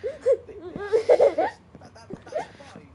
But it Baby. should just end there. It should just end there. You're And I'm okay. kind of gonna end that conversation there. They'll be back in a little Why bit. we even know that this person was Daddy, doing you'll be home this. soon. Yes, Kendra, as we know, knew all of the Are you children's excited to see names. Daddy? She knew everything about them, and Daddy she will be said, home soon. because of this whole bully aspect, she was Yes, he going to will. Daddy delete be home. all of these text And then what messages. are you gonna do? Oh, hi, baby. I see you. You're okay, baby. Mm. Oh, I know. I Messages know. on Huh. Chloe. Because you see, when Kendra was trying to supposedly find out who the harasser Huh. was, she said that she was Why under does the my impression that laptop keep Chloe doing was in this? so many I'm so messages upset to Lauren and Owen, with the this word damn thing. bruh was used multiple I know, times. baby. And this is suspicious because Chloe also regularly uses the word bruh. Now, I personally think that this is one of the more insane aspects of this Also, story I'm because I tired of feel like seeing every just the single top chat. I teenager want in to see the live America chat. I uses love the you, baby. phrase bruh. It literally is You just like, okay, oh, bro, baby? I can't believe this. Oh, bro. It's just another version of saying, bro, I can't believe what you did. Something like that, Your daddy will be home soon. But she was so Are you desperate excited to to see get this Dada? on somebody else, a 14-year-old girl, may I add, that she took this and ran with it and started Yeah, you did that to your own hand. Why would of you do that, baby? on to Chloe. And yes, Ba, ba, ba, I ba. personally think it's a little bit wild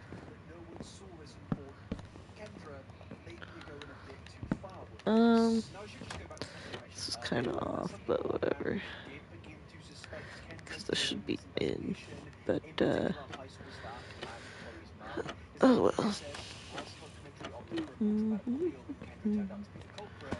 In reality, many of the And parents and high school staff then said they thought it we was Kendra just all along. have to Principal take Boyer noted out in the cut that he found it odd that these Kendra, extra who Chloe said seemed to be ones. working Oop. on online devices, was I'll also see you later. Meanwhile, Oh, you Kendra coming back? Diane Fussman allegedly confided in him that he was suspicious of Kendra as well. I You're always knew such a this big would make girl. sensitivity of a child, Fussman told the outlet. My gut told me that this isn't just one of our kids. Several parents were curious about Kendra because she seemed to be getting a fair amount of attention with the whole ordeal.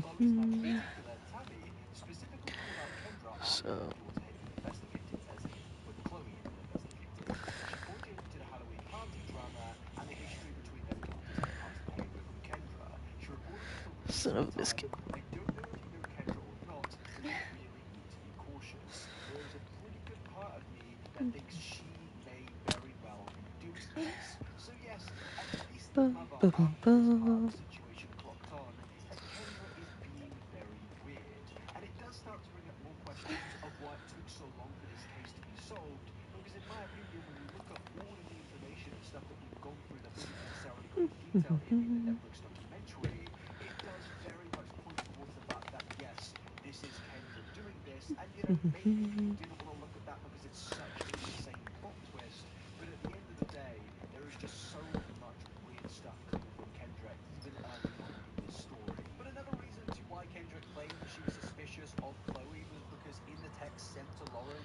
the individual claimed that apparently the police were defending them, and coincidentally, Chloe's dad was also a police sergeant, and then there were more suspicions that came out of that. Also, Kendra alleged the fact that Lauren's Snapchat account was hacked, and then the account popped back up in the town where I Chloe lived. need Again, I some can more kind of understand why the parents would buy into this story because, yes, these. they did see that Chloe was a bully, and maybe they thought, oh, she's trying to bully Owen. There is a bit of a history between Owen and Chloe. Perhaps there's a connection of some form there, maybe. And maybe that's why they're buying Bum, into bum, that. bum, And I bum. guess And that's then we why Kendra connect really thought that the top Chloe is the person to together. blame this on. And another point of suspicion that came from all of this that And really did point to Chloe was the fact that in one of then the messages sent to this. Lauren, apparently the anonymous person brags about getting 12 points in their Dang it. basketball game in school. And yes, you guessed it, in that same game, Chloe was the only person to score 12 points. But I'm not gonna lie to you, as much as I can kind of Um, get why the parents kind of looked at Chloe and thought, okay, this is probably Chloe, oh it yeah, just this is doesn't how it goes. It make goes like any this. sense. Bump, From the blood stuff to the bump. basketball stuff, in my personal opinion, it doesn't make sense because Neutrogena is the #1 hyaluronic acid brand, and this combo makes double cleansing so easy. Dreaming of the perfect family trip? who are you? Penny, Priceline's AI travel assistant. How about Eco Resort, free breakfast, zip line? Done. Easy. Bubbles. That's because why would she self-report this? Bum, bum, Some bum, could bum, say, oh, it's a bum. 14-year-old being stupid and silly and wanting to brag, but at the end of the day, What's that noise, baby? in this story, we have somebody that knows how to use technology for What you free, hearing? to multiple accounts from multiple unknown numbers, and get away with this for so long. I just feel that if someone was going to use lengths, it would have What just do I need? magically Oh, appeared to that's what I obey need. them. In this Bum, da, 12-point condition, bum. they are effectively saying, hey, I'm Chloe, it's me. And in my opinion, based on a year of this going on now, that just wouldn't make any sense. The texts we've seen are vile, they are criminal, this is harassment. Why Bump, would they admit bump. to criminal allegations which Bum, would get them bum, bum, sent to bum. juvenile hall? But also another thing to take into context here with this technological stuff is the fact that Kendra had a job in an IT Who is firm that? that I deals told you. with AI, so it's clear she would know how to do all of these things in terms of using a This fake dad. profile, spoofing her phone number, possibly using other forms of technology to try and cover her tracks and get away with these things. Things that really I don't really knows how to do. Clearly has a Hi, game baby. plan. And Oh, when you thank you. start to really think about things and add all the details in, it does Hey, kind this of is make my water you bottle now. possibly push towards her.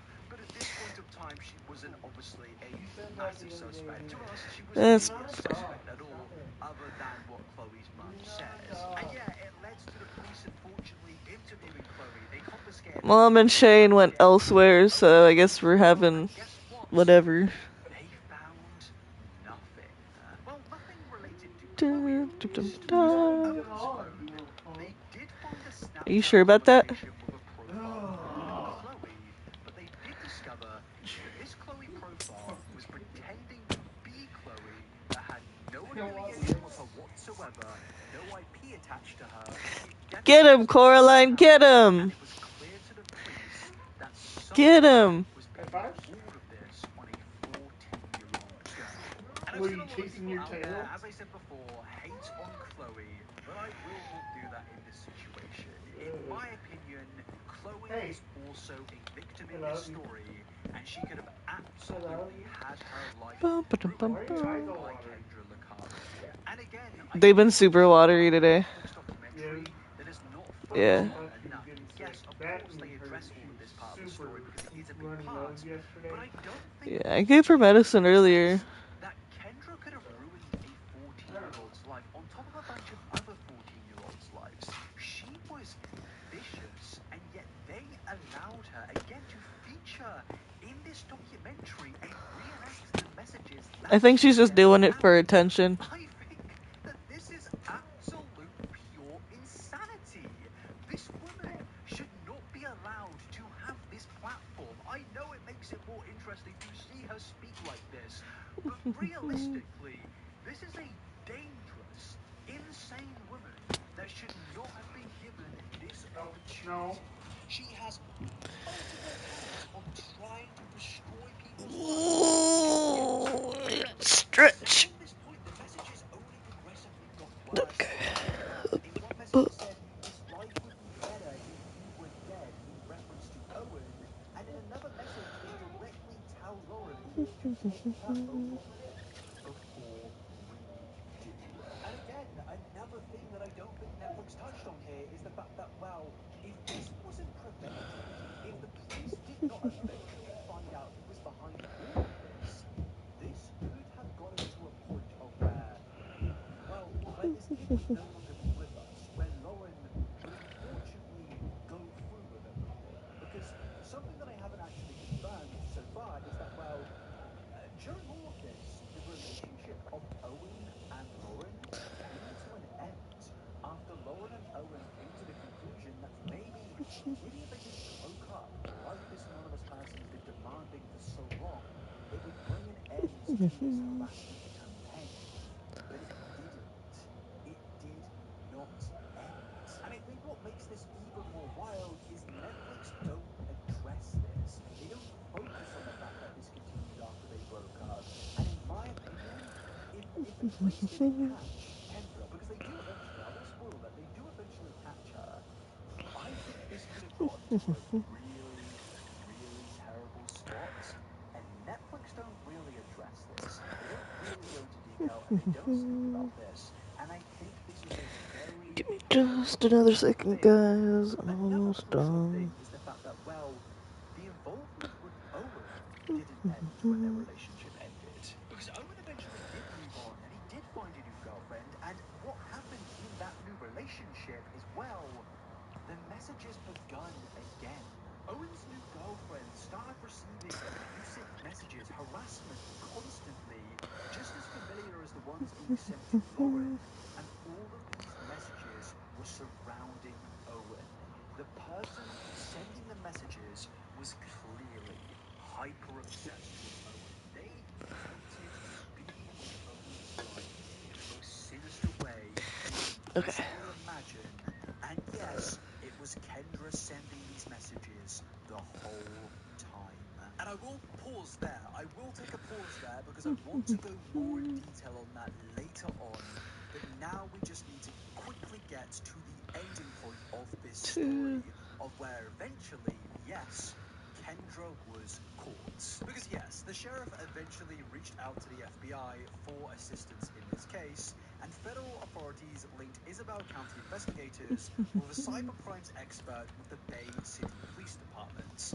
Now, this isn't a criticism of Netflix here, this is more a criticism of the people investigating this case, but I was particularly confused because this whole case seemed to have been investigated for a very, very long time. And I understand that there were good intentions from the very get-go to find out who was committing all of these horrible acts, but I was really confused about why it took so long for a cyber crimes investigator to get involved in a case about cyber crimes. I don't know if anyone else was confused by this, because it basically took them about 5 seconds after getting this expert involved to find out, oh yeah, the IP tracks to, it was Kendra the whole time.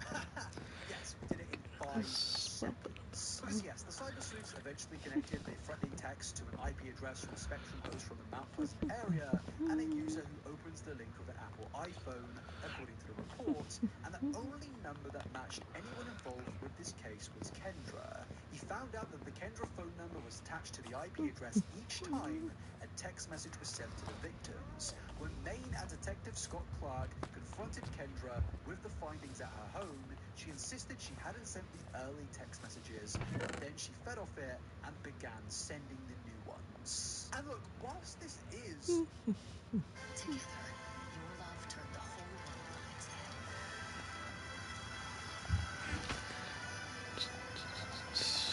All the while, you're watching clothes dry. Audible. There's more to imagine when you listen. The forecast, plenty of sunshine through today. We should reach our Yeah. Hurry up, windy please. today with gusts up to 40 miles. Showers and thunderstorms today with strong southwesterly wind. The Cherry Bag. Shop now at coachoutlet.com. This is the most insane and most disgusting thing that I think I've seen a mother do in a very, very long time in one of these documentaries. Again, why did this take so long? I feel like there has been an absolute failure of justice in this situation, that it took this long for a cyber crimes expert to get involved. We have just seen that there was no IP protection, there was no VPNs being used. She didn't use a YouTuber's, VPN code. She was doing this unprotected, and she could have been tracked at basically any moment of time, but it took so unbelievably long and allowed her to have months and months of harassment directed towards her daughter and multiple other teenagers. I was just very confused by all of this. I mean, the harassment was insane. She was making edits like this, hating on her own child's Instagram. What you're looking at here right now was something actually made by Kendra.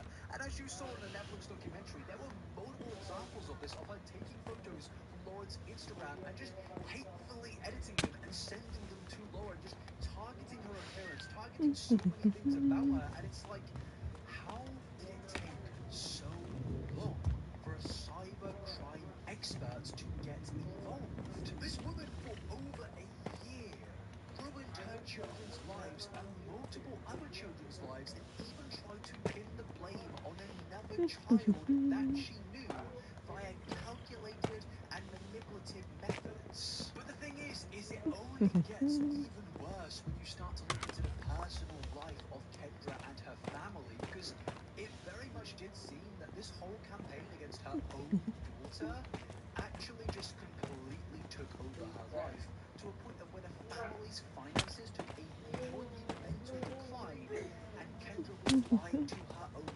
husband about her job.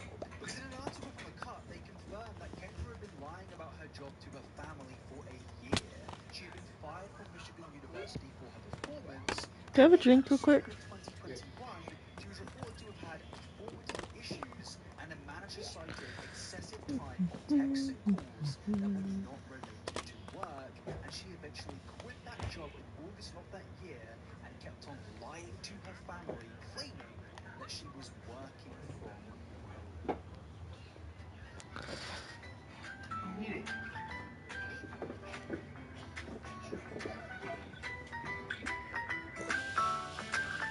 And yes, ladies and gentlemen, she was working from home on a campaign to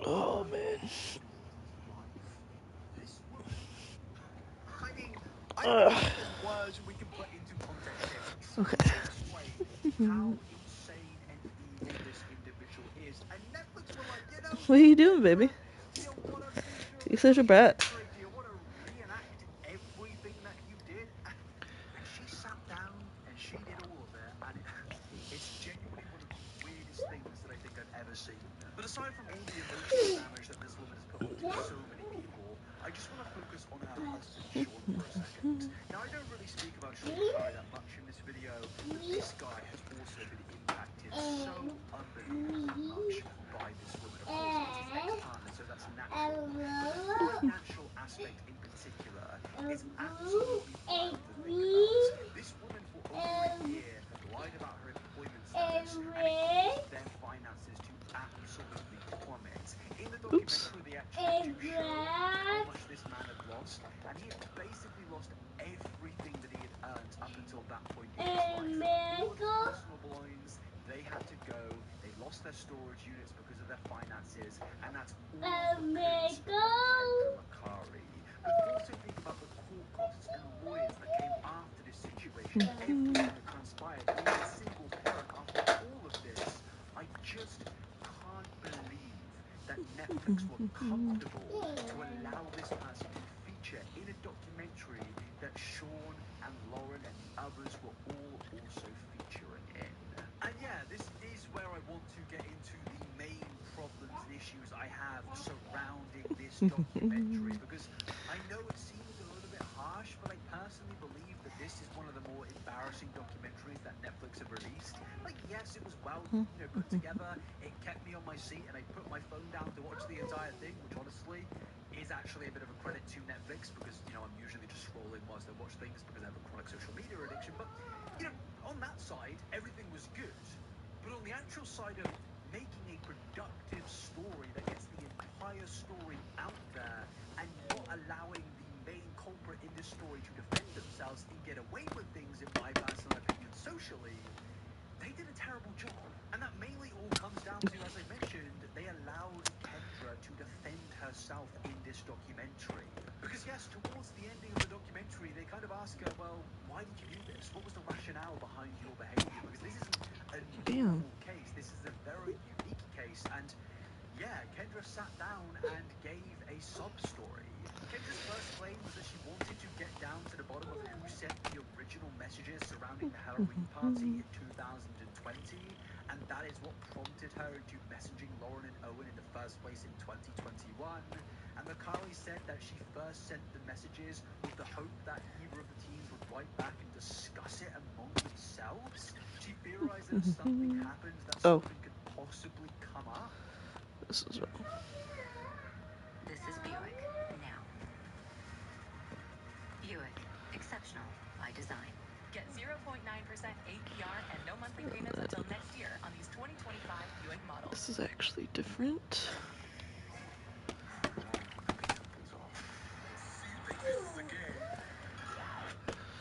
Oh, and then I need to put a torch here. Come up.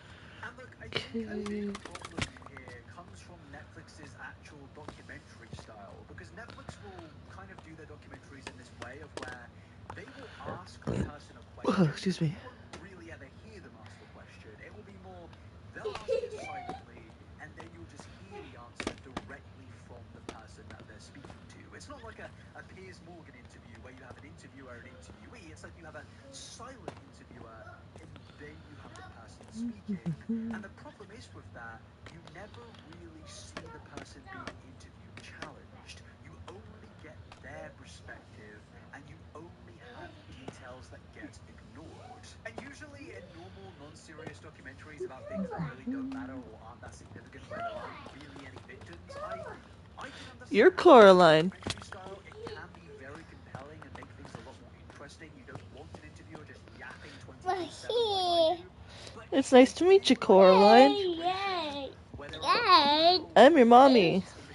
My name's Mommy. Nice to meet you. I feel like there should be pushback. I feel like there should be a response to the defense that Kendra Lakari is making, such as You bet back. trying to What? really prompt them into, you sent the original messages? Why would your messages be What? Lauren Nice to meet ya. breaking up with you?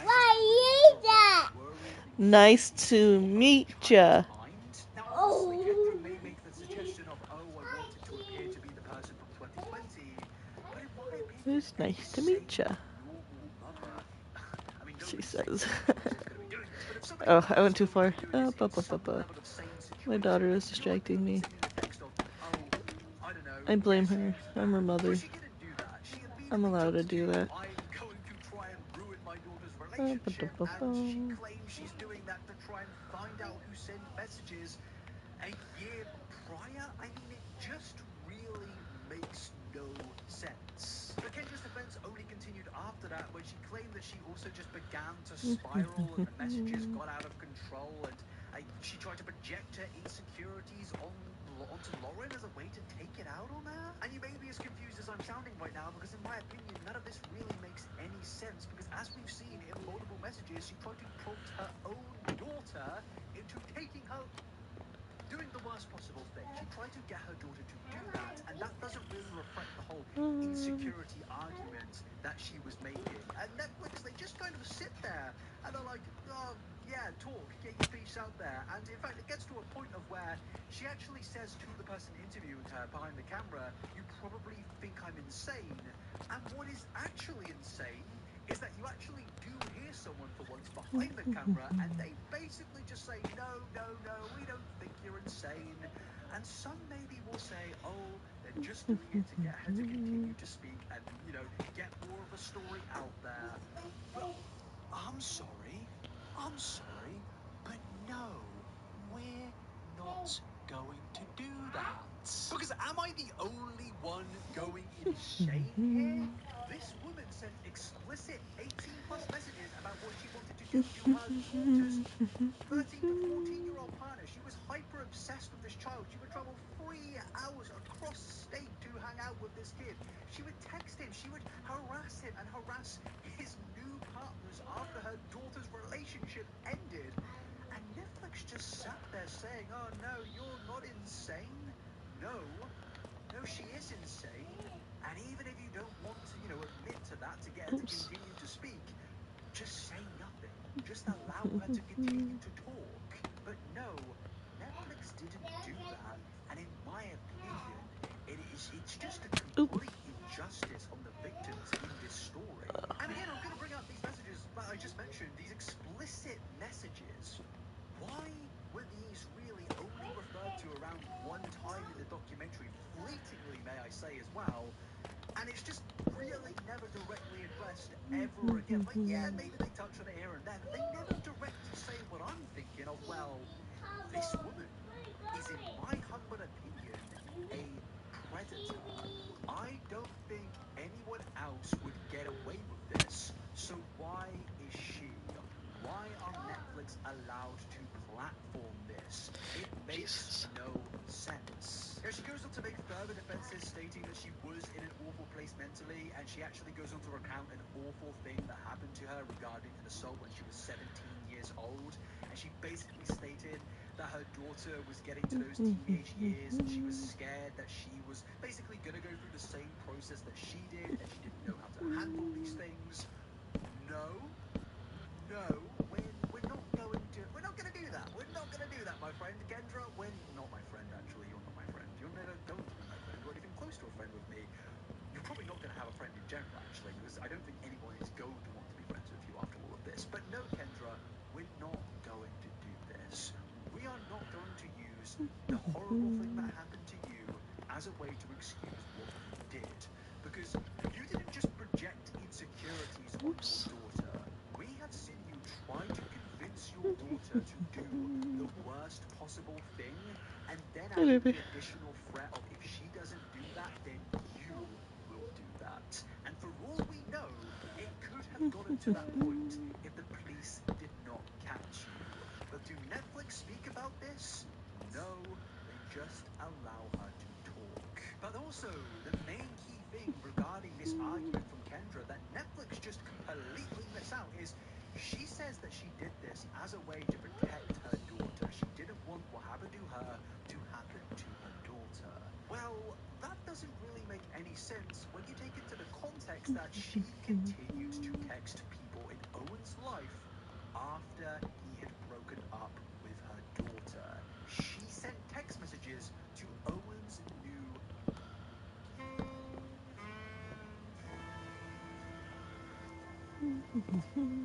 Jump in my new EV with me. I found it on cars.com. new girlfriend. If she was trying to protect her daughter, why would she continue to get involved in Owen's personal life? There is no justification, and this woman has used a very, very serious point of trauma as a way to excuse her horrible actions. Then And this gets into I went another too main far problem that I here. have with this documentary. Yes, it does shape Owen out to be a victim, but I don't think it focuses on this fact quite enough. This woman has hyper obsessed on this boy for so unbelievably long. She was doing things that were inappropriate before these messages even began, in my personal opinion, but she's also sent basically fan fiction to her own daughter about this boy, and then she has continued to try and ruin his life after their relationship even ended. And Netflix just allow her to say all of these things without really bringing up any of this information. And in my opinion, it has allowed this woman to put out a false narrative out there that isn't even true. They have allowed this woman, in my opinion, this predator, to come on their platform and defend herself. Do you understand how crazy that is? Multi-billion-dollar corporation Netflix have allowed that to happen. They basically ignored the fact that the mum would text Owen from her daughter's phone saying, "I love you." They barely touched on the fact that she signed up to be his track coach and would go to the point of traveling 3 hours to watch his game. She was obsessed with coming on all of their dates and being there no matter what. They could not get away with her. She was obsessed with Owen's love life. Even after Lauren and Owen had broken up, she would ask Owen's mother if he was getting with Chloe. The documentary fails to go through any of this extensively, and they have let down a real victim in this story in the name of allowing the culprit and criminal in this story to actually defend themselves. Now, the creator of the documentary has came out in an interview stating that it was appealing to Kendra to sit down and tell her story from her perspective, and that Lauren could see her do that, and she wanted to do it, I think, for her daughter. But in my opinion, either this guy is just saying that as an excuse to get away with this documentary, or he has just been completely manipulated by somebody who is blatantly a Class A manipulator. We have seen this woman try to pin everything in a very manipulative fashion on a 14-year-old girl, and now he is allowing her to get her redemption story by telling her story. I don't know why he's coming across shocked here, in my opinion, that it was appealing for Kendra to sit down on Netflix and tell her own version of events. Of course that would be appealing, because she knew that she could get onto a massive company's broadcasting platform and tell the world that she also is a victim in this story and allow her to get away with everything. But to be fair, the creator does genuinely seem to believe that the mother is coming on this whole thing for the daughter to kind of recoup some form of relationship with her. But in my opinion, even if we're looking at this from the most innocent perspective here, you have been manipulated, and you as a filmmaker should have done the due diligence into looking into who you are talking about. And I don't doubt that he did it a little bit, but he couldn't have done it enough to allow this person to manipulatively come onto his platform and speak in the way that she did without even challenging her, without even mentioning when she brought up her story of trauma of, oh, why did you continue after they broke up? It's clear from the moment she started participating in this documentary, her whole goal was to bring a victim story into this and pull on the heartstrings of the audience out there. Because look, nobody wants to hear somebody say, I'm a victim, and then dismiss that. Nobody wants to dismiss these stories, and I don't doubt that these things happened to Kendra, but unfortunately, it missed out so much context, and in my opinion, it is only more invalidating they've allowed her to use this story as a bit of a justification for her horrible actions. But the thing is, the insanity doesn't end there, because more context should have been brought up in the fact of her saying that she was trying to protect her daughter, because if she was trying to do that, then why did she get this? Because Kendra allegedly encouraged Lauren to get back together with Owen. At one point, she texted her daughter aggressive messages from her anonymous profile, telling her to basically sit close to Owen at a sports game, saying, "Sit next to him, move your ass," among other messages. If you were protecting your daughter from this individual, if you did not want this stuff to happen to her, then why were you also encouraging her to stay close to him? In my personal opinion, again, this is all my opinion, this whole video, but in my opinion, I think that she wanted to be in Owen's life as much as possible, and she most likely realized getting him to break up was a bad idea, as she was no longer seeing Owen, and she knew that she had to get them back together so she could have Owen more in her life once again. And another thing left out of the documentary is Kendra would also allegedly text other students asking for the details of the aggressive messages that Lauren was receiving, and would ask them to comfort Lauren when she was upset at school. Kendra also contacted Owen's younger sister and told her about the bullying that had allegedly affected Lauren's choice in clothing. Again, why was this mother so interconnected with all of these students? Why did she have...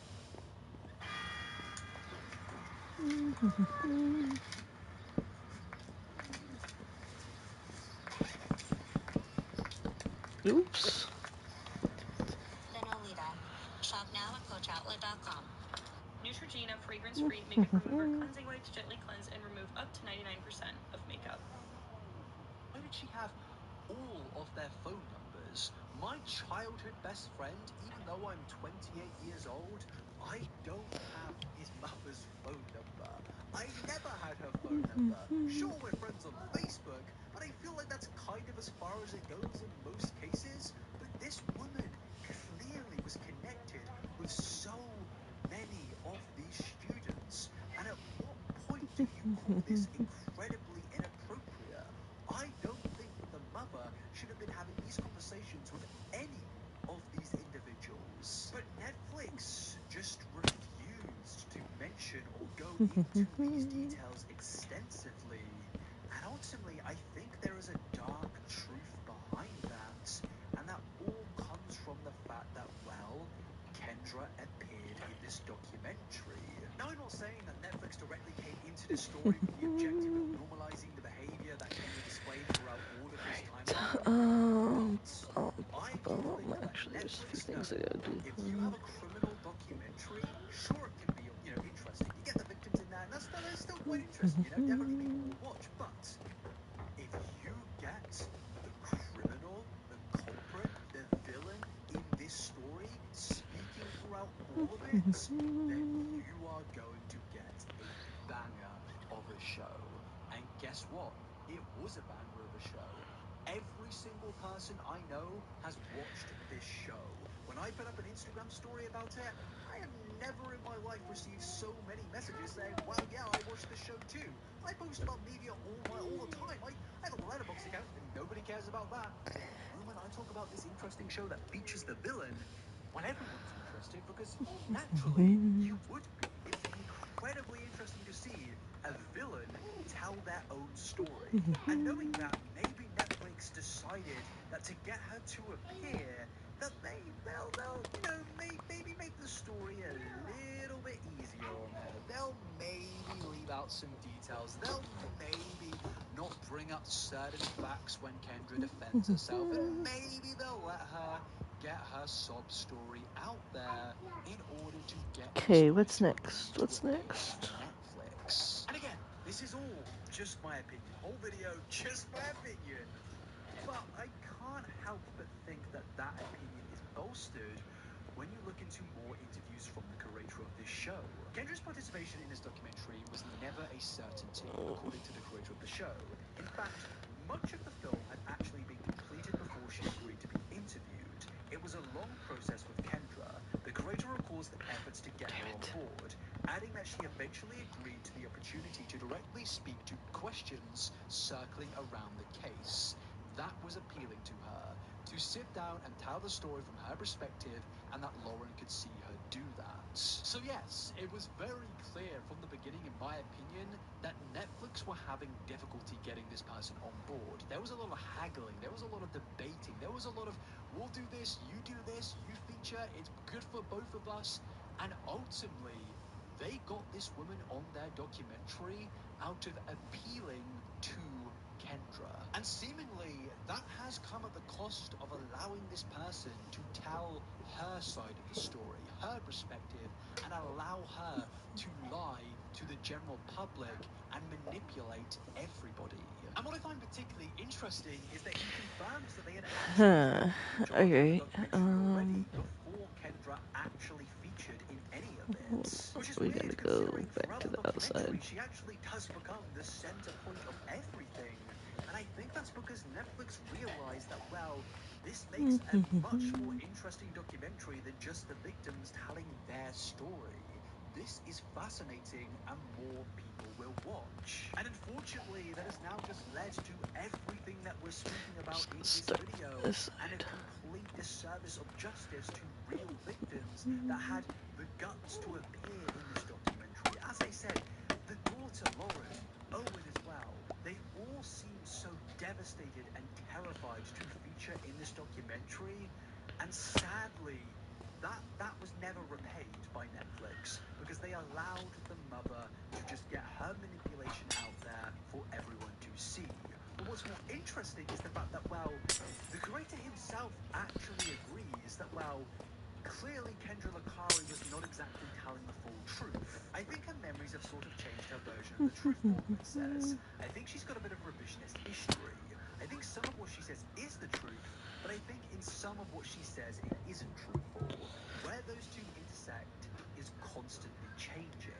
Now, personally, I have a big issue with this. I feel like if you don't believe this person, you have to challenge them. You can still allow them to be on your documentary, but if you think that this criminal is not exactly speaking the truth, We'll see. Style and substance. In the GMC Sierra. Or get 0% APR on We're select gonna Sierra do models. Plus get $4,500 purchase allowance when you trade in an eligible vehicle.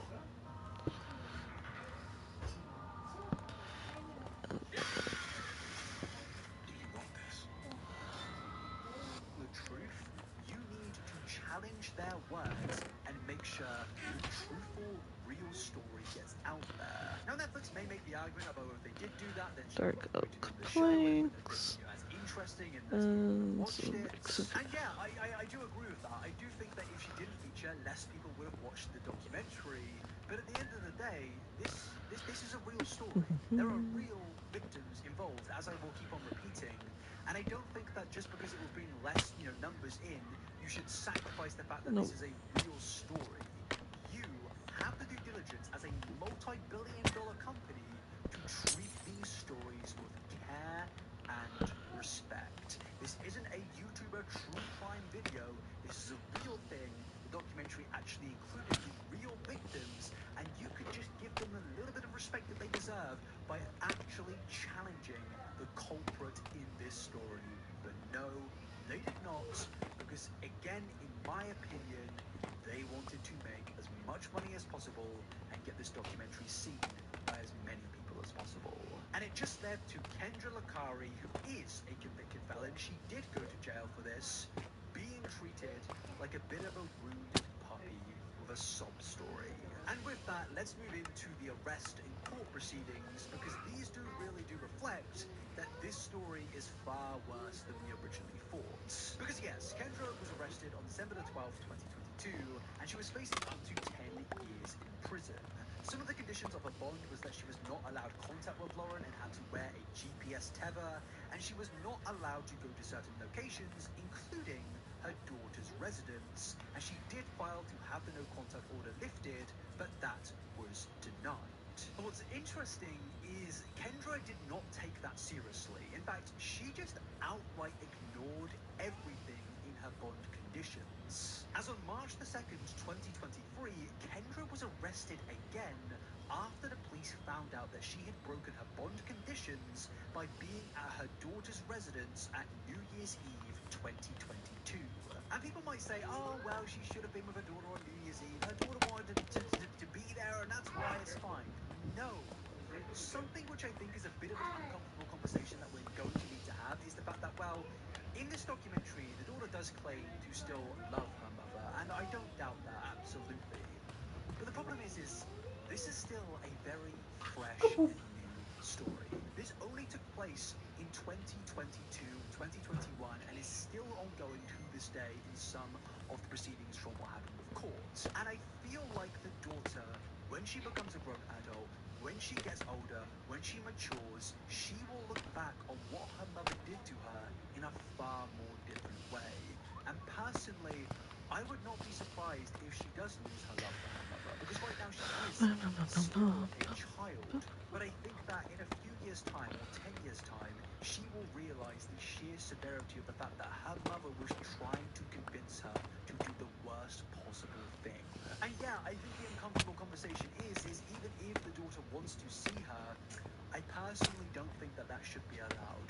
This woman is manipulative, she's dangerous, she's calculated, and this child is still a child, and we've seen her be manipulated before, and we're probably going to see her be manipulated by her mother again.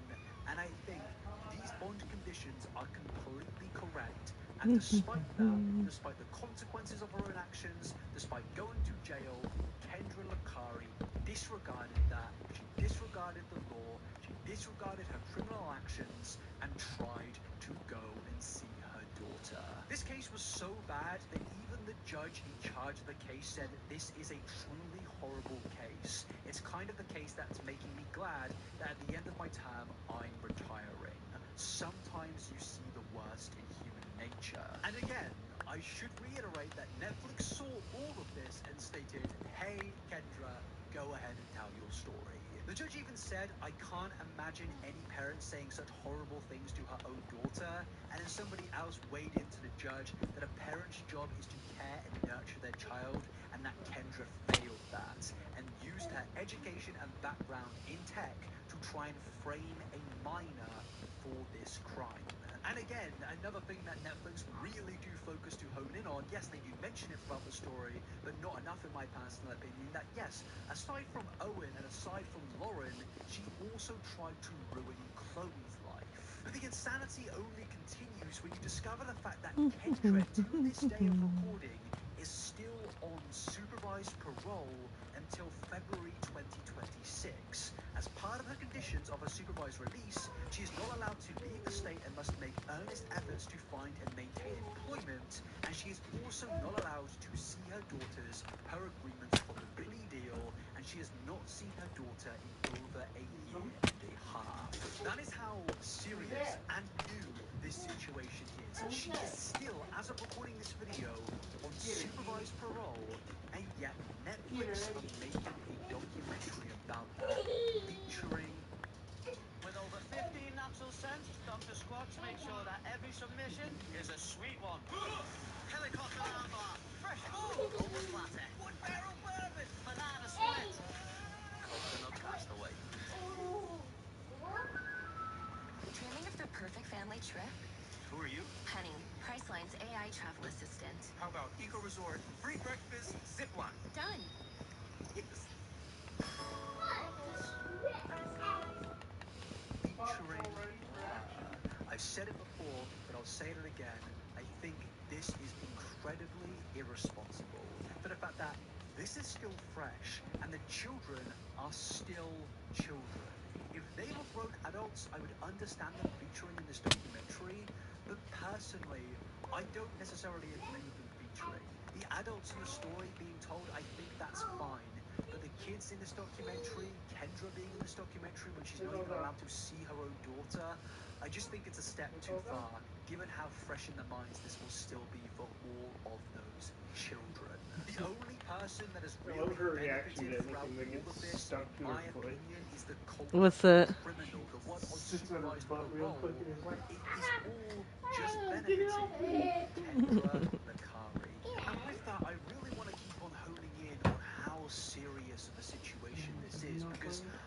understand with a Netflix documentary, it usually just comes with a bunch of drama or speculation.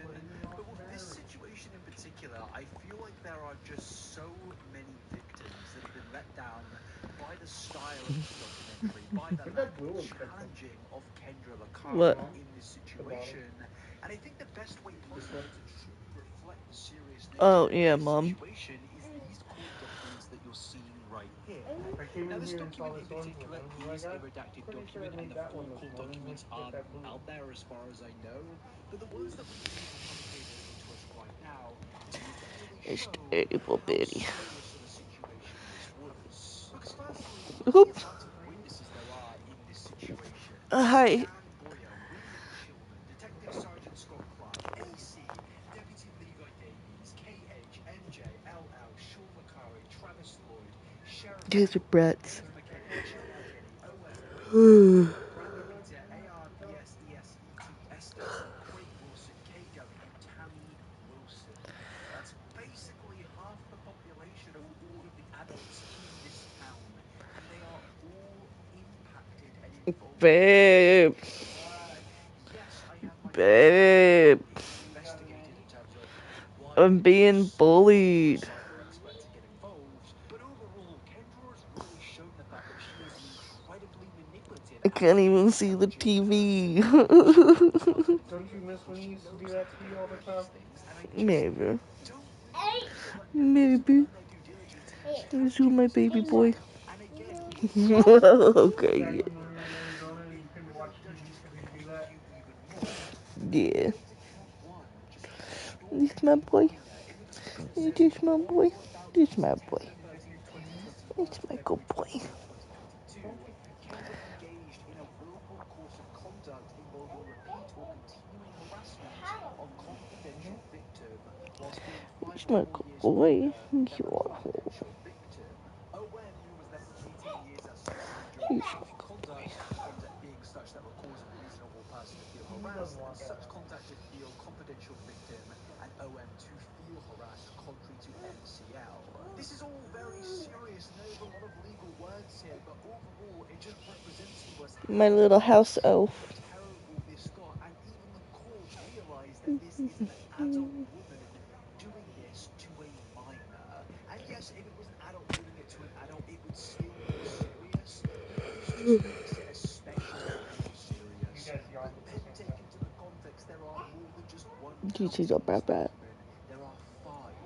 Count number It's a 2 brat brat. reads computer internets communicating with another team in a It's a crime. brat brat. Maximum imprisonment of It's 4 a little years brat or brat. more, but less than 10 There's years. a little On or brat about brat. September 13th, 2021 to February 28th, 2022, she used a computer and the internet to communicate with Can't have confidential that. victim OM for the Can I purpose of have this? committing stalking a Can I have minor, this? where the victim or intended Can I OM have was a this? minor, contrary to MCL. Again, another court count for stalking a minor, but it doesn't end there, because below that it states, saw a notice, this is a tier 2 Oh, offence under the the Civil poor Commitment Eddie, and little Betty. Registration Act. If the underlying The offence is in good boy. violation of MCL, it is a tier 3 offence if the defendant has prior conviction for a tier 2 offence. Okay. And I feel like, again, this was barely even focused on during the You want some documentary. blinky? Again, they tried to treat Kendra like she was this victim